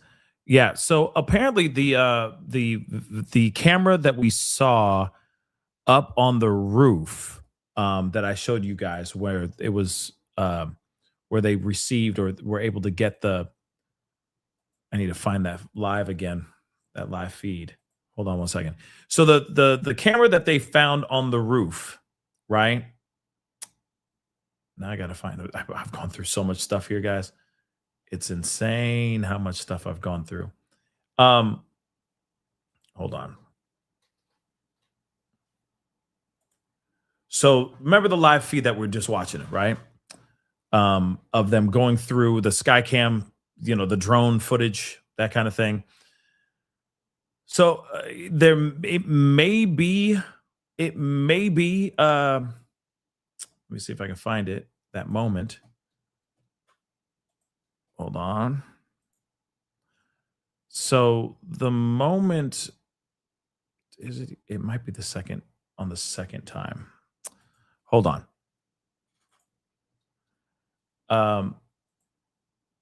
When they went and they were live streaming the Skycam thing, allegedly during that time, they found another camera. But the thing is it may have been like a wildlife camera. So let me just show you what I mean. Yeah, I found it. Boom. So remember, we just watched this a second ago. And this lady went over to this right here. But the thing is that there was one up there and one all the way up to the, closer to the driveway as well. I keep thinking that those might be her, those might be her own cameras, right? But they're saying that those could be like wildlife cameras, etc. But I don't know. I'm going to keep that up for a second while I look for a few more things, because obviously, let's just see if there's any updates coming from anywhere. Let's see, NBC. Let's see. Yeah, FBI's return to the home, which we already know. Let's see. Trump says that I'm just going to read this off screen, but they're saying, wildlife cams on the private property. I don't know what's up with that. Honestly, I don't. Which is obviously very, very interesting, to say the least. But moving on. Trump says that there are some very strong clues in the investigation. He says the investigation into finding Nancy is going very well. This is what Trump said. He says, I think we're doing very well on that regard. This is what he told reporters on Air Force One. I think we're doing very well. Very well, meaning we have some clues. I think that that they are strong. And I think we could have some answers coming up fairly soon. He went on to say a lot has taken place in the last couple of hours, but did not provide specifics or details, which I don't expect him to say much about this, especially when it's such a serious investigation going on, right? But they also said that, FBI swooped in. They have pushed media back even further. I'm going to see if Brian Enton has said anything as well, because I'm sure he has said something by now, something more by now. Nope. All he did is say on another Twitter post, he just said, "New note did not offer proof of life." That's all he said over as of the last 37 minutes. So again, we've already seen this Skycam view. It ended after they saw the cameras getting brought down and whatnot. Let's see what's going on with this. Breaking news and the desperate search for Nancy Guthrie, the mother of Today Show host Savannah Guthrie. We have just learned tonight that a new note has come into a local TV station in Tucson. The FBI tonight saying the family is now aware of this new communication. It comes after authorities had already revealed a potential ransom demand had been received by several TV outlets days ago, making demands and setting a deadline that already passed yesterday. That initial contact also setting a second deadline that is this Monday. At this hour, authorities have returned to Nancy Guthrie's home in Tucson. Savannah Guthrie and her siblings, Annie and Cameron, have pleaded in video messages for new communication with the person or persons who have their mother and for proof that she's alive. And now this news tonight of a potential new note just in. Aaron Kotursky leading us off from Tucson with late reporting tonight. Tonight, investigators descending on the home of Savannah Guthrie's mother, Nancy, just moments after announcing a potential development in her disappearance. We are going to be locking down the road at that point, okay? Further investigation. The FBI and Pima County Sheriff's Department say they are aware of a new message sent to a local television station and are actively inspecting the information provided in it to determine its authenticity. The mysterious message comes 6 days after police say Nancy Guthrie was abducted from her home in the darkness of early Sunday morning. Savannah Guthrie and her siblings are enduring an agonizing wait for any word about their mother after one potential ransom deadline passed, knowing there's a second deadline on Monday. Savannah and her siblings tearfully tried to engage any alleged abductors, asking them to bring their mother home. And Savannah shared her own message to her mom. Mommy, if you are hearing this, you are a strong woman. Overnight, in a new video, Savannah's brother Cameron, a retired F-16 pilot, pleading again for direct communication with any kidnapper. Whoever is out there holding our mother, we want to hear from you. We haven't heard anything directly. We need you to reach out, and we need a way to communicate with you so we can move forward. But first, we have to know that you have our mom. We want to talk to you, and we are waiting for contact. But investigators say there's so far no proof Nancy Guthrie, who is 84 and who relies on daily medication and her pacemaker to survive, is alive, despite those appeals from her children. Our mom is our heart and our home. She is 84 years old. Her health, her heart is fragile. She lives in constant pain. She is without any medicine. She needs it to survive. She needs it not to suffer. An unverified ransom note sent to local news organizations included a demand for Bitcoin and 2 deadlines. The first has come and gone. The second is in just 3 days. And if a transfer wasn't made, then I think a second demand was for next Monday.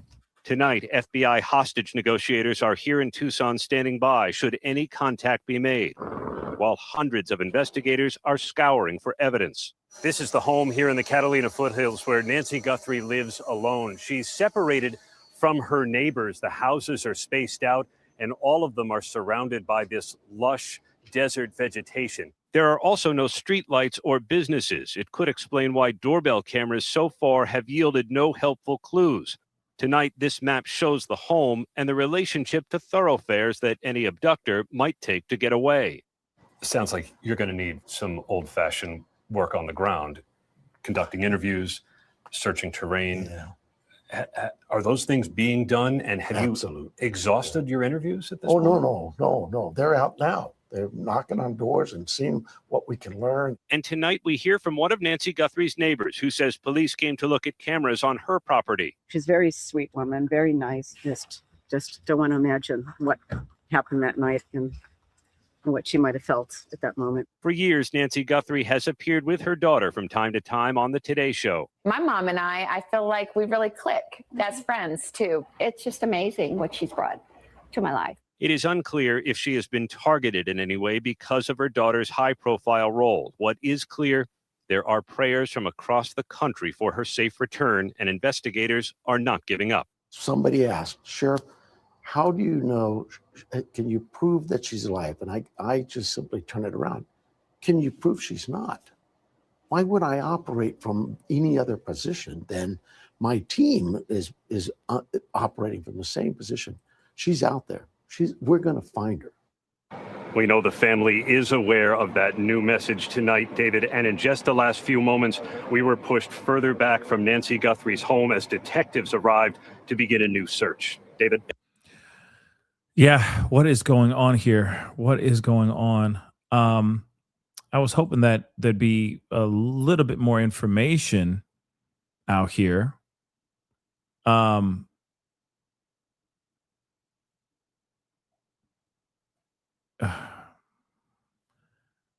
He put out a new short, you said? Let me see.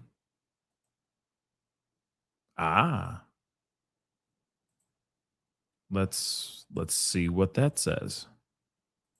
Oh, well, I just closed that window on accident. Hold on, guys.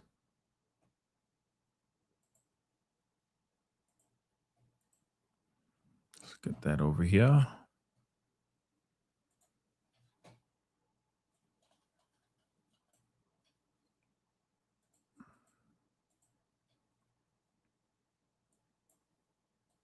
All right, guys, some new information. This is actually coming from President Trump. He is on Air Force One, and he was asked about the Nancy Guthrie investigation. Okay, I'm going to read you this. Trump said, "We have some clues that I think are very strong, and I think we could have some answers coming up fairly soon." And the reporter said, "Is this a nationwide search? Is this a search going to Mexico?" And Trump said, "No, I'm not talking about a search. I'm talking about a solution. We have some things I think that will maybe come out reasonably soon from DOJ or FBI or whoever that could be." And the reporter said, "A suspect?" And Trump said, "Yeah, could be definitive." So according to President Trump, something may be happening big behind the scenes. Huh? What? What? What? Which would coincide with what we're seeing out here at the scene, because as I told you, they've moved everybody back. The FBI is back on the scene, and they're doing a whole big, what they called an investigation, and the FBI evidence collection team is there. And then at the same time, we found out about this second note related to Nancy Guthrie that was sent to a TV station in Tucson. So a lot going on, but really interesting to hear those new comments from President Trump. Hold on, I'm rolling that back. We got to hear that one more time. Hold on. As soon as he gets his glasses on, let's go. Some clues that I think are very strong, and I think we could have some answers coming up fairly soon. And the reporter said, "Is this a nationwide search? Is this a search going to Mexico?" And Trump said, "No, I'm not talking about a search. I'm talking about a solution. We have some things I think that will maybe come out reasonably soon from DOJ or FBI or whoever that could be." And the reporter said, "A suspect?" And Trump said, "Yeah, could be definitive." Hold on. Could be definitive. What do you think he means by that? Because I'm sure he knows about all the theories that are flying out the gates lately, right? That maybe Ashley Banfield was right all along. Maybe. Something to think about. But is it going to be tonight? You know what I mean? Are we going to find out tonight? Or is this going to be a conversation that we find out like next week? You see what I'm saying? But that's the problem. He's like kind of, sort of, maybe, kind of, maybe, yeah, but yeah, sort of, definitively, maybe. You know what I mean? Huh? So according to President Trump, something may be happening big behind the scenes, which would coincide with what we're seeing out here at the scene, because as I told you, they've moved everybody back. The FBI is back on the scene, and they're doing a whole big, what they called an investigation, and the FBI evidence collection team is there. And then at the same time, we found out about this second note related to Nancy Guthrie that was sent to a TV station in Tucson. So a lot going on, but really interesting to hear those new comments from President. That is very interesting, right? Kind of, maybe, sort of, yeah. Definitively, maybe. You know? Could be and definitive. Yeah, they're opposites, yeah. Yeah, those are, could be is just a maybe. Like possibly. Could be is like, meh. Definitive is like, yep, that's definitely going down. So definitely, maybe not, most likely not. Yeah, Kim, you know what I'm saying? Kind of, sort of, maybe, no.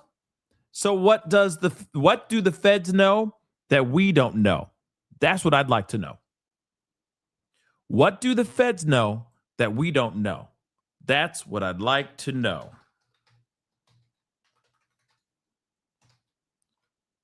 Hold on, guys. Definitely don't forget to hit that like button down below. Crush it. Do what it do. Hit that reaction button, please, and thank you. I'm going to be getting into some super chats so I can just kind of knock out a couple of them, shave it off a little bit here in just a minute. But I'm trying to see if there's any more updates. Don't forget to subscribe, please, and thank you. Subscribe. That would be greatly appreciated. Let us see here. I mean, the developments have been fast, hella fast. Now the question is, what is going on? Because right now, FBI is going door to door. Does that mean anything? Right? Does that mean anything? Could that mean anything? That's the question I'd like to know.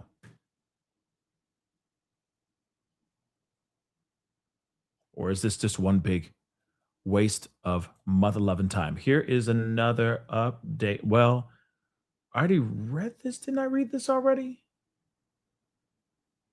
Yeah, I said, it was Trump on Air Force One basically saying they're doing well. FBI is doing their best, of the likes you've never seen. So there's that. Hold on. Let me see if there's anything else here. Vehicle of interest, like we already know. Now, here's the thing. Here's the other thing. People have been talking about, vehicle of interest. And of course, a lot of people are side-eyeing the brother-in-law, right? The bill, the BIL, right? What if it is him? Let's just say it is him. Then what's up with the car?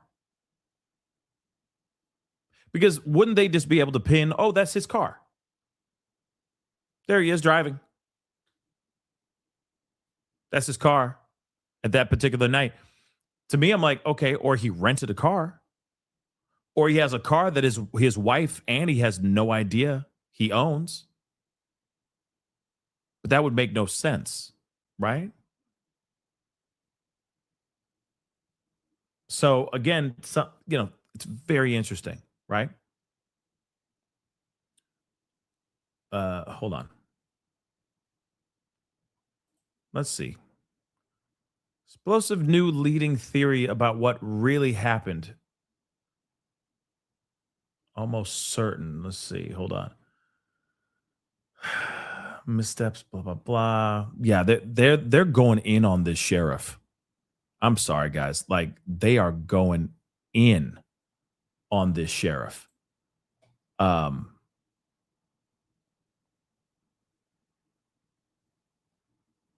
They are not letting loose. They're not letting up. I'm sorry.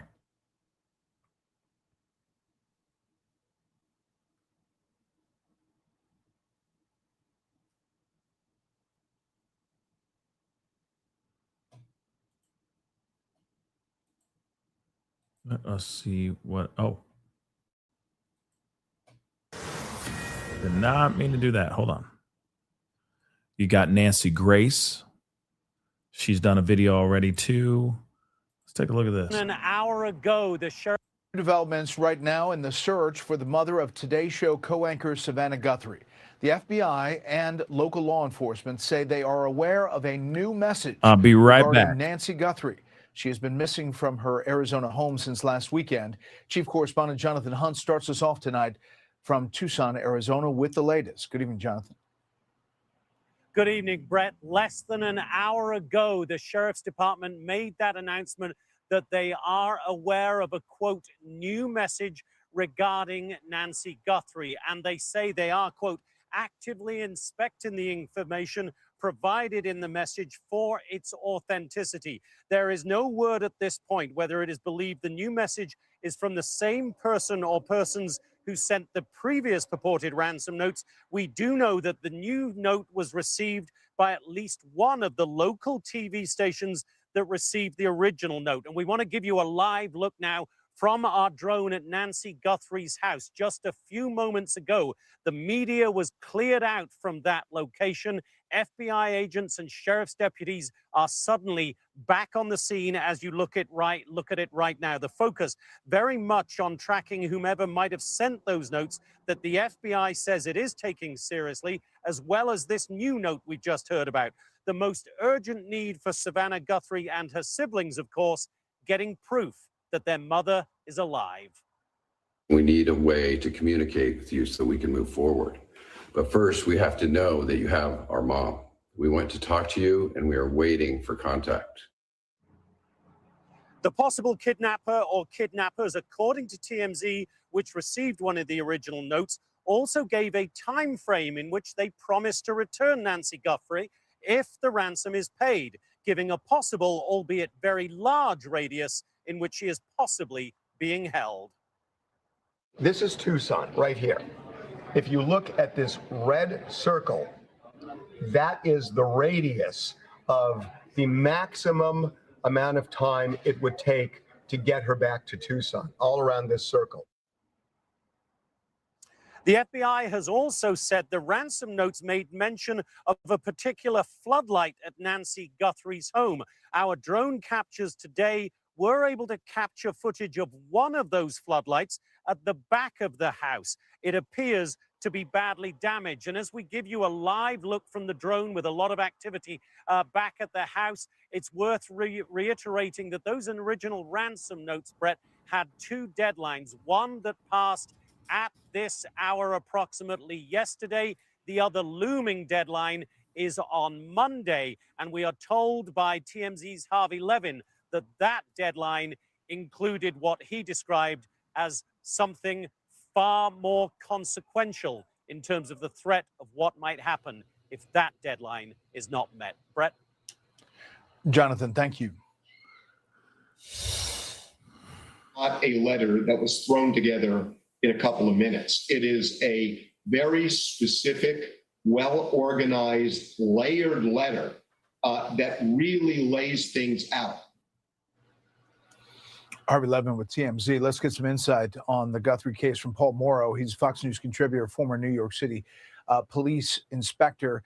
Paul, your take from today's developments. Obviously, they're moving forward with this ransom note. Right, Brett. So you have to imagine that this new letter may have something to do with why authorities have cleared out the area around the house and are redeploying to do a search. Did the letter say something that might give indicia of veracity, that it's actually authentic? One of the simple ways to authenticate the new letter would have been for the writers to include that same Bitcoin wallet. I'm wondering if that was there. But very clearly, things are moving here when we frankly spent the first half of today saying there didn't seem to be a whole lot of movement. And as the sheriff said yesterday, they were settling in to the data analysis portion of the investigation.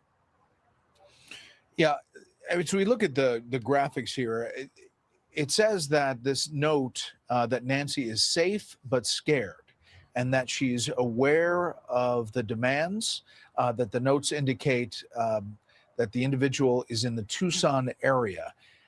This is the timeline we're looking at here about what they know. As you look live there outside the house, and they've cleared, as you mentioned, the street out in front of the house. Paul, what about dealing with kidnappers overall. And in this situation, can you think of other examples in the past where authorities have done this successfully? Very, very rare. The one that jumped to my mind is all the way back in the 1960s when Frank Sinatra Jr. was kidnapped. And it was just two guys that saw him at a casino, followed him for a bit, did a little bit of surveillance, and managed against all odds to get him. And as is usual in kidnappings, in short order, ultimately it fell apart. In that case, they actually got to pay the ransom. They had set up communications in a way that they actually could do the exchange. Ultimately, one of them got cold feet and just let him go. But that was a celebrity kidnapping. And then ultimately, in very short order, they arrested both of those perpetrators. The thing that's so odd about this one, and you and I have been talking about it, is that as part of this entire thing, the perpetrators have not provided any way for the family or law enforcement to talk to them about those kinds of things, the exchange, talk about the money, and so on and so forth. It is a very, very big ask, for lack of a better term, from the perpetrators here to essentially say, give us the millions on faith without us providing any proof of life or any further detail. And that is why I feel certain that the family felt compelled to come out with first the family video and then the video that Brother Cameron did yesterday when the first deadline passed to try to humanize the captive, Nancy, to the captors and try to get into their minds that this is a person and get in touch with us because we will pay. Yeah, it's unbelievable and unimaginable for that family. Yeah, guys. Obviously there's, man, everybody and their mama, like all news is coming out with more and more of this. Like, we're waiting for something to pop off, but I don't know if it's gonna pop off that soon. You know what I mean? I don't know. But let me get some of these super chats here really quick. Just shave off a couple because there's a bunch of them. Thank you so much for the support. I appreciate it. Mook anythings and Mookin things. Mookin things. Thank you so much. Appreciate it. Maybe they paid and this is a distraction for the kidnapper to get away because they also said the emails can't be traced.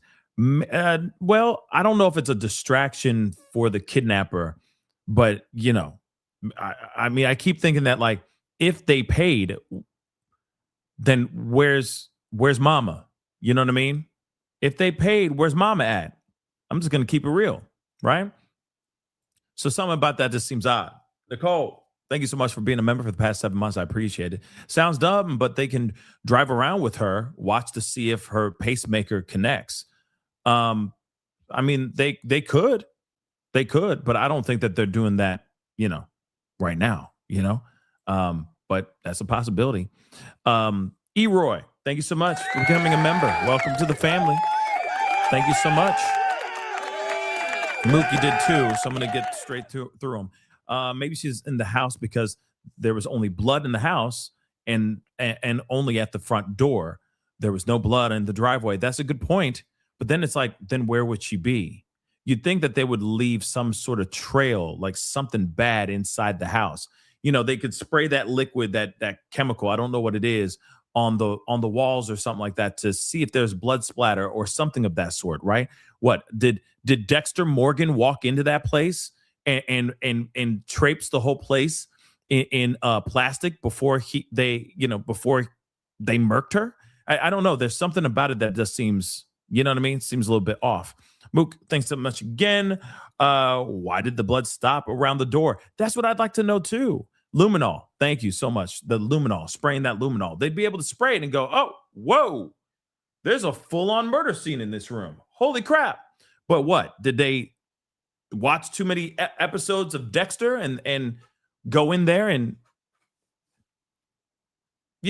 wallpaper the walls with cellophane, with plastic to catch all the splatter? I don't know. It just seems, that just seems weird or it seems wild. But then at the same time, they would have several hours to do that if you really think about it. That is if something really bad happened inside the house. They would have time to put things up on the walls, and they had several hours to do whatever they wanted. Somebody didn't go back to the house. Annie did not show up to the house until about 11, damn near noon the next day. So if they were there at 1:40 something a.m. that morning, and they attacked her at like say 2:30 in the morning, they have several hours to do all kinds of stuff. But that'd be, you got to work fast then, right? You'd have to be working fast. And then of course the cleanup would have to be impeccable. Eroy, thank you so much for the love. I appreciate it. In my opinion, they should look into the persons who repeatedly contacted NBC about a missing family member and was never featured, because possible that someone would target their anchor to get some sort of sick payback. We're pulling for you, Nancy. Well, maybe. I mean, it could be some sick revenge. You never know. There could be some sick ass revenge going on here. We don't know, but it's possible, right? Egon, thank you so much for the love. I appreciate it. Or Egon, thank you so much for the love. I appreciate the super sticker. Thank you. Scott Helmer, thank you so much for the love. Always be packing. So the police tend to arrive after the fact to chronicle what happened for the history books. I feel like we always should be protecting ourselves. If you have access to protect yourselves, okay? But only to protect yourselves, all right? Moving on. Belina? Thank you so much for the love. I appreciate it. I'm a new member. Welcome. Thank you so much. But have been quietly watching in the bushes for a while. I think your channel is great. Oh, thank you so much. You speak your mind on every important topic that comes out, and I appreciate that. Oh, thank you. Thank you so much. Thank you. And thank you so much for becoming a member. Thank you so much for being a member and supporting the channel. That really means the world to me. Seriously, thank you so much for the comment. Thank you so much. Eroy, thank you so much again. I wish more law enforcement agencies would investigate the way Columbus, Ohio did with McKee. They gave the media enough to keep them busy while they were building their case, and there weren't any leaks. I wish that they would put the same amount of effort like they're doing on this one, on every missing persons case that's out here. Let's just be real. Not every agency knows how to handle these types of situations. You know what I mean? Like these kinds of cases. And then, you can even see at the very basis, at the very foundation of a very typical investigation, this PD did not handle even the most basic of standard procedure when it comes to an ongoing investigation on someone who may have been murdered, or someone being kidnapped, or someone being, kidnapped, abducted, whatever you want to name it. Okay, whatever you want to call it. It's wild that they said, we're releasing it to the public, or we're releasing the home. It's not a crime scene anymore. It's back to the family, blah, blah, blah. And then they're back in there all over again. It's not every day that you have the sheriff saying one thing, and then he has to backtrack that information and go, well, it was a turn of phrase. Like there's just things that, no, you just don't do that, right? But I agree. I think that there's a lot that other law enforcement agencies could learn from, other cases, other missing person cases, because some of them have ran very smoothly and some have been absolute cluster Fs, right? Just absolutely crazy. So again, it's all about how they handle the situation, right? And yes, where's that? Yes, Christus, fam? Yeah, we already know about the camera. A camera was recovered from the roof of Nancy's home. But the question is that camera, is that her camera, or is that a camera that some bad guy put up there, right? Kathy, thank you so much for gifting 5 new memberships. Welcome to the family, all 5 of you. Peg Simon, thank you so much for gifting 1 membership. NJM, welcome to the family. Thank you so much for becoming a member. Welcome to the family. All 7 of y'all. But those who just got gifted memberships, they just gave you some positivity. Please pay it forward by opening the door for somebody, make somebody a cup of tea, whatever, you know what I mean? Without them asking, oh, you didn't, I can't believe you did that for me. You just read my mind. Thank you so much. I was hankering for some tea. You know what I mean? Just, we need more positivity in the world, more than ever before. Okay, let's move on. Scott Helmer, thank you so much. Again, if they're searching for a vehicle, why not announce the exact description so the public can help find it faster? My thoughts exactly, man. My thoughts exactly, man. Okay, why take so damn long, right? It's like, when they were sitting there going, we're trying to find the assailant, the person who took out Charlie Kirk. We're doing everything we can. And it's like, bruh, why don't you just show us the face if you have a face? Show us his build. Show us what he looked like. Let's see his gait, how he walks, etc. Just do it. Do it. Do it. And what happened? Finally, they did the right thing. And they said, this is the person.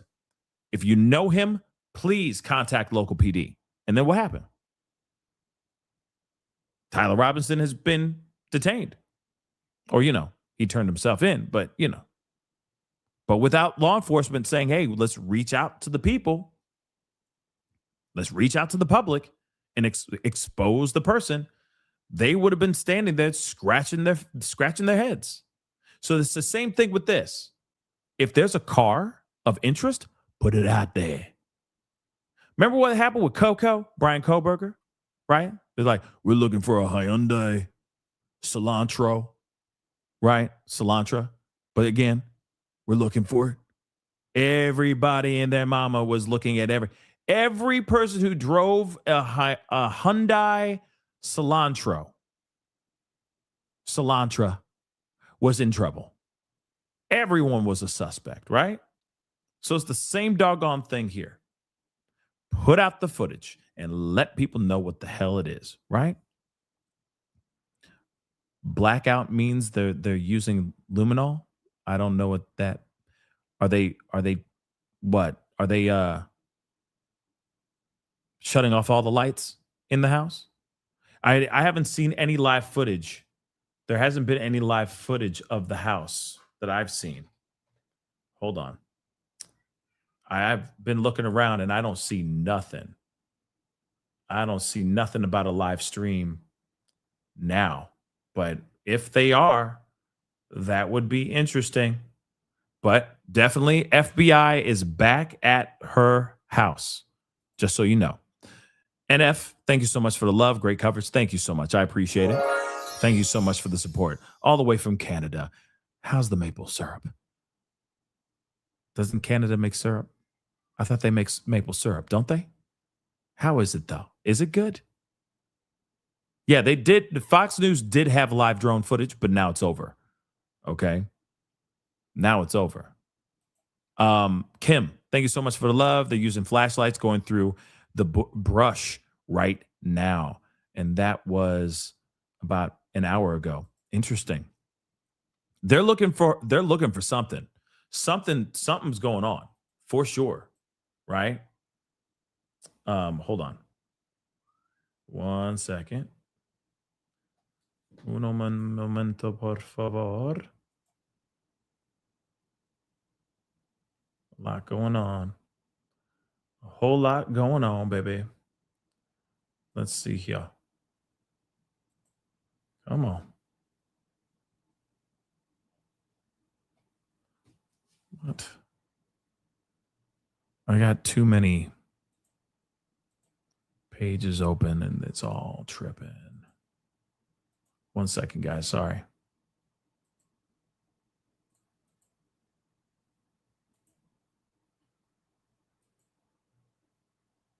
There we go.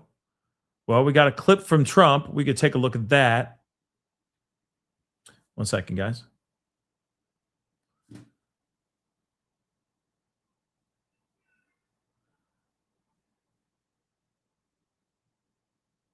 Okay, somebody else has said, okay, yeah.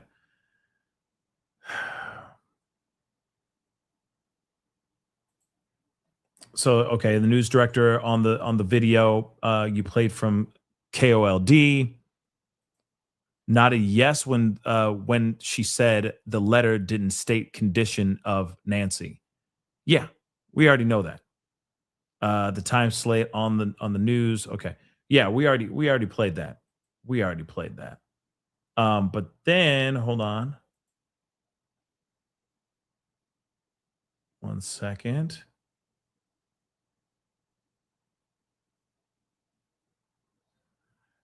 Yeah, that's interesting. Yeah, somebody, okay. Yeah, I'd really like to know, like, if it's a, wait, hold on. What? Hold on. Sorry, guys. Investigators are conducting a follow-up, home in the surrounding areas. This was 3 hours ago. Roadway in front of the home is currently restricted to provide investigators space. Okay, so nothing big over there. Trump did speak on this. Let's hear his word salad. Shall we? Sorry, no disrespect. This just sounded like he's all over the place with this answer. So let's take a listen. You promised Savannah Guthrie's family the full support of federal law enforcement. FBI is now. I'll give you a little statement. I think we're doing very well on that regard. You're probably surprised to hear that. I think we're doing very well. Very well, meaning we have some clues, I think, that are very strong. And I think we could have some answers coming up fairly soon. Is this a nationwide search? Is this a search going to Mexico? I'm not talking about a search. I'm talking about a solution. A solution. So he believes that there's going to be a solution at some point. What is that solution? What? They're going to give her the money so that they can pay the Bitcoin? Are they zeroing in on the assailant somehow? Are they triangulating where this particular email or emails were sent from? Like, that's what I'd like to know, right? He's like, we're going to do solutions. Okay, what solutions, right? We have some things I think that will maybe come out reasonably soon from DOJ or FBI or whoever that could be suspect. Yeah, could be definitive. So when do you expect us to hear? A lot's taken place in the last couple of hours. A lot of things have happened with regard to that horrible situation in the last couple of hours. I'm gonna replay that. Do you mind? Okay, so Caroline and Peg, thank you so much for becoming members. Support. Thank you so much for the support. Welcome back, Peg. I know you're just re-upping. I do appreciate it. And just like all the new members, please consider becoming a member by hitting that join button down below. Okay, Nicole. Thank you so much for the super sticker. I really do appreciate it. We just got to play this one more time, okay? Because it's interesting that he's like, we are going to have a solution. How soon are we talking about? Is that going to happen tonight? Is it going to happen first thing in the morning? What's going on? And he's like, yep. It's going to be, of the likes you've never seen before. They're doing a great job. I know you won't like that. Did you hear that? He's like, oh, we're doing it. They're doing great. I know that doesn't make you happy hearing that, but they're doing great. I hope they're doing great. That means this woman, if she's alive, she gets to go home, right? Come on now. Meaning we have some clues, I think, that are very strong. And I think we could have some answers coming up fairly soon. Is this a nationwide search? Is this a search going to Mexico? I'm not talking about a search. I'm talking about a solution. We have some things I think that will maybe come out reasonably soon from DOJ or FBI or whoever that could be suspect. Yeah, could be definitive. So when do you expect us to hear? A lot's taken place in the last couple of hours. a lot of things have happened with regard to that horrible situation the last. Okay. So a lot of things are happening. A lot of things behind the scenes are happening, which is great if that means we're getting Nancy home, right? That's all I give a damn about. This has nothing to do with political views or, political bias or anything like that. All we care about is getting her home. But what was that? What does that entirely mean, what he just said? Does that mean that there's a lot going on? I mean, it clearly means that there's a lot going on, but does that mean that they're going to zero in on somebody tonight? Do they have their guy or their person or persons? What's going on here? He said definitive. A solution. What's the solution to this problem? The solution to me is finding her, right? So what's going on? I got a couple more super chats. PNW, thank you so much for the love. Have you talked about this? Teens charged in a $66 million crypto home invasion plot in Scottsdale on the last day Nancy was seen, 2 hours north. Related. Now, here's the thing. I heard about it. It is interesting that that's happening at the same time. It could be a coincidence. It may be connected. I have not heard anything about it being related, but it is very odd that that's happening at the same time that, days before or a day after Nancy goes missing. So I think that is weird. Definitely needs to be looked into, I think it would be irresponsible of law enforcement not to look into that, especially with it being so close to home and within days or the day before, right?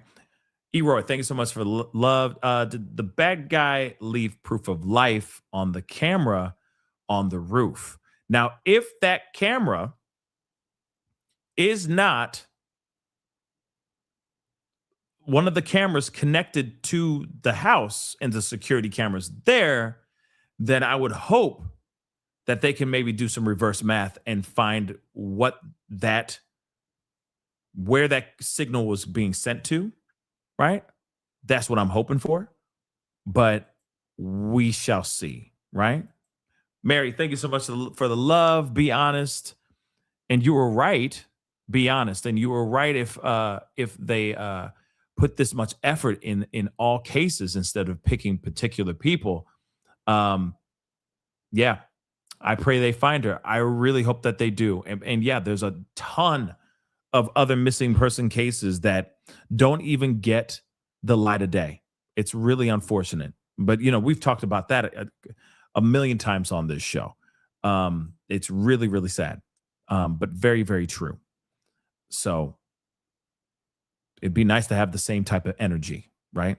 The same type of energy on a gang of different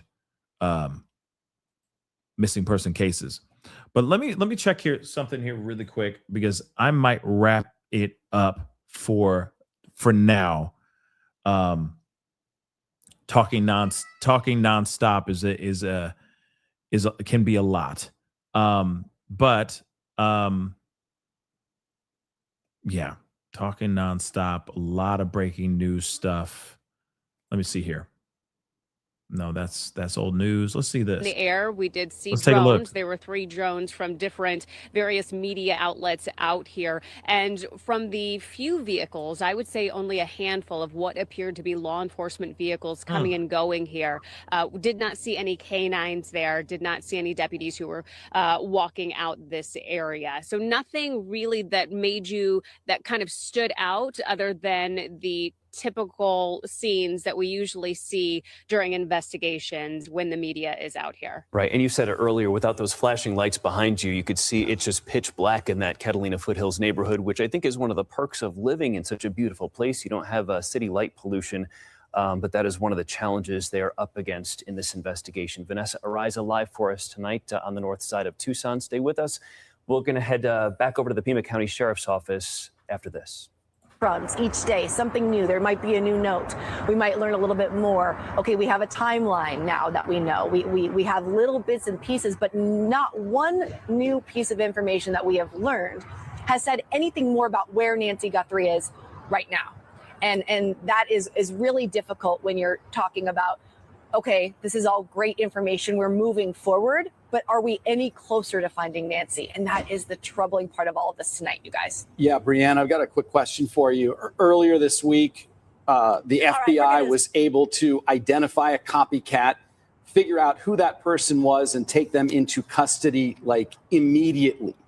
Do you think the fact that they have not been able to trace these communications back is any kind of indication that this might be a more sophisticated operator, the person or persons who sent these communications? I mean, I definitely believe so. I think the arrest that they were able to make of that California man who put out that imposter ransom note just goes to show they have the means and resources to be able to track down things very quickly. But I think whoever is sending these has sent them through this encrypted server where you cannot trace this IP address back and cannot trace exactly where it's coming from. So whoever is sending these, whether they are the abductor of Nancy Guthrie or not, knows what they are doing. And it's exceptionally troubling either way. It's either the person who did this to Nancy, or it's a person who has a sick hoax that they are doing among all of this for some awful reason. So neither answer is good. But I think now the big question that's left for investigators, one, prove this authenticity, whether it is or isn't. But two, what do you do now? Even if you prove it's authentic, there's no way to communicate with the sender. There's no additional request. There was no proof of life. Where do you go from here with those? And is it just,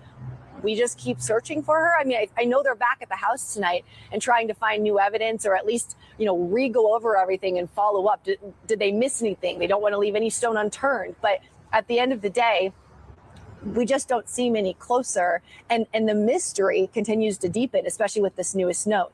My wonder now is, what is the Guthrie family going to do next? Are they going to release a video statement about this new note? Are they going to stay quiet? I know they are obviously working with investigators. So what will their next move be? That remains to be seen.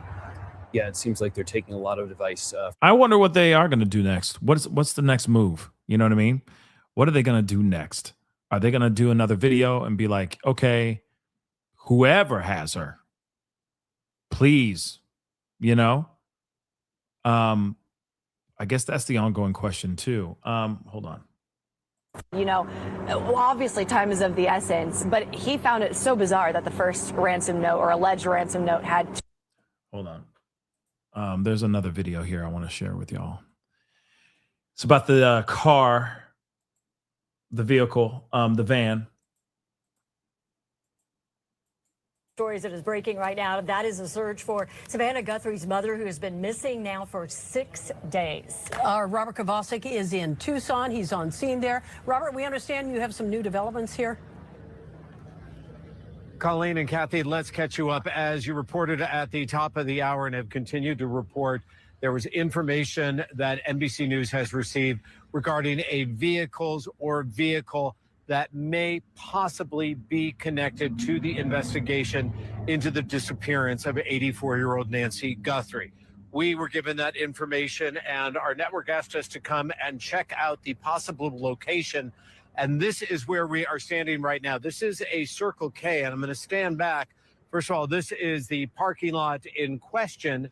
There are no vehicles here as you look at the parking lot that are believed to be possibly related and or connected.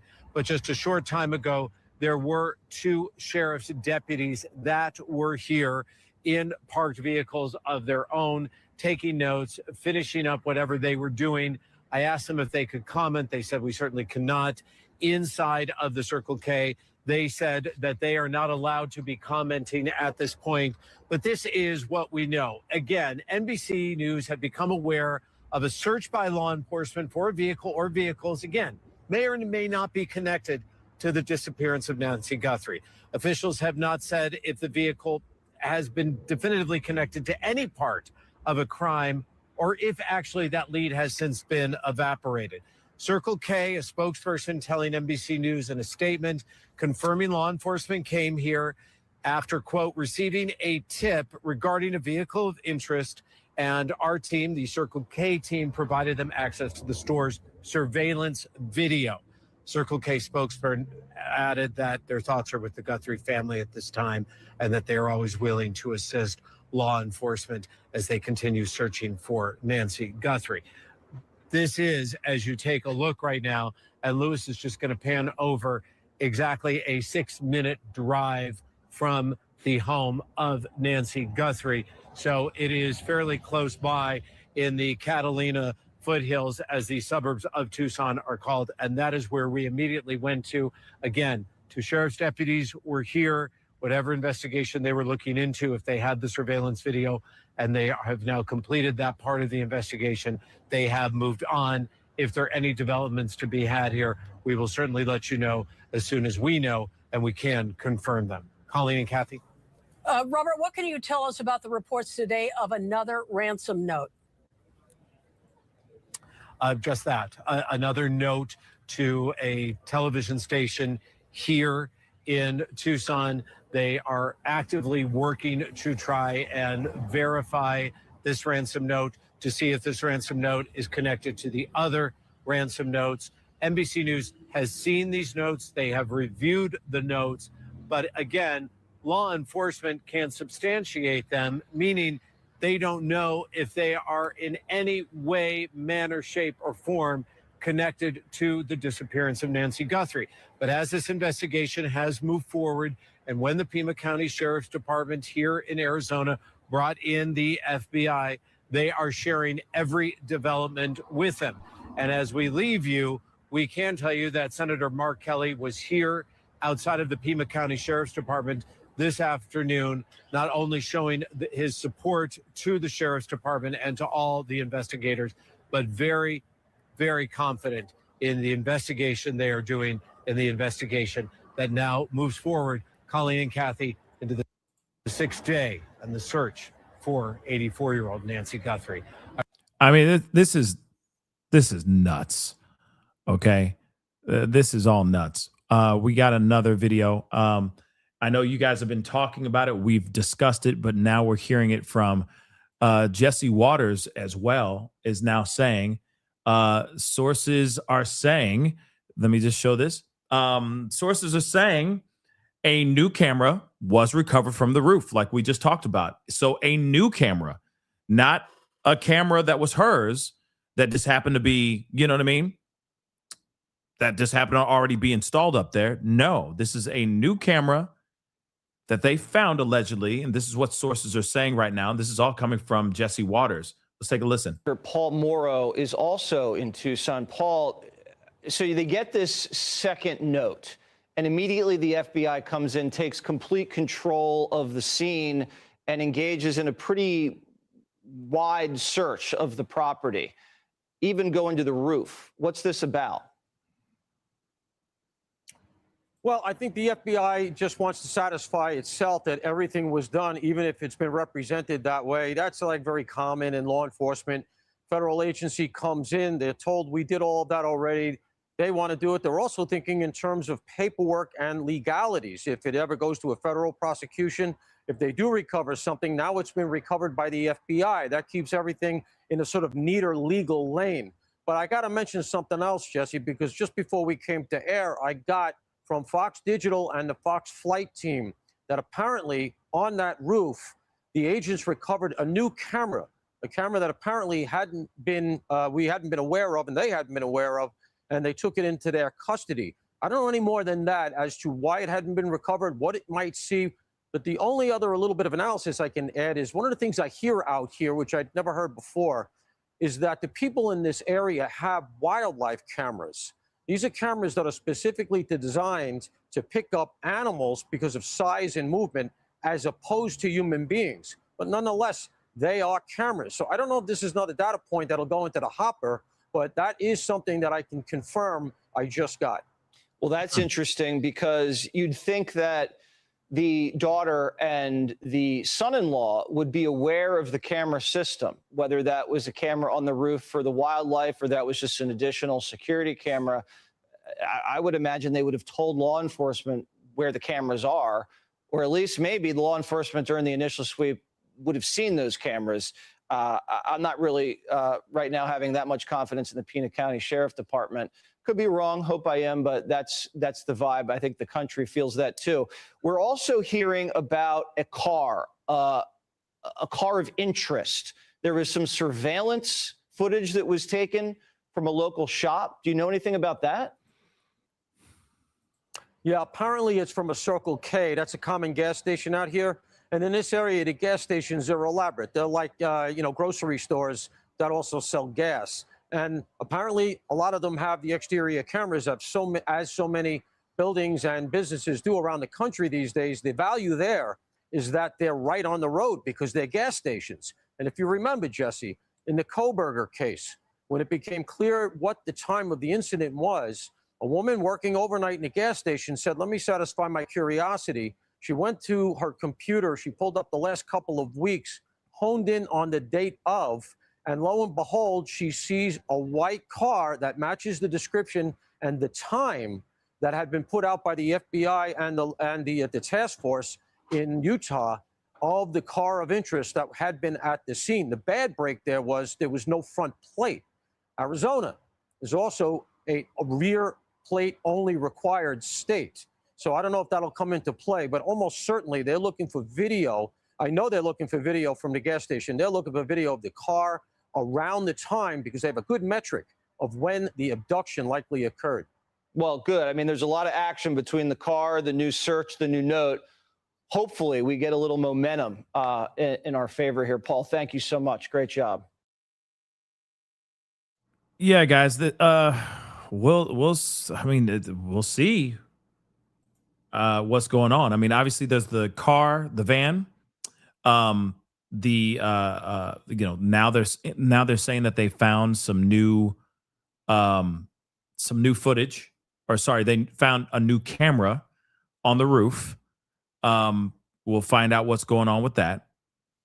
The van, like the unmarked van, but they said it's a vehicle of interest or vehicles of interest. So we're still trying to find out what else they have, right? But things are escalating quickly, which is good. Hopefully we get an answer of some sort before the end of the night, right? We can only hope. Let's see. Let me just see if there's any. No updates on that. But yeah, this is some crazy stuff. But of course, guys, as I'm going to keep an eye on all of this, and if there's more information, I will be hopping on. Doesn't matter what time of the night it is, as long as I'm awake, that is. I'll be back on to talk to you guys about this if something breaks overnight, but for right now, it looks like everything's kind of at a standstill until there's more developing news as far as them finding more clues, and of course bring them closer to bringing Nancy home, right? Question is the ransom note even real? Is it a waste of time? Was it a fugazi?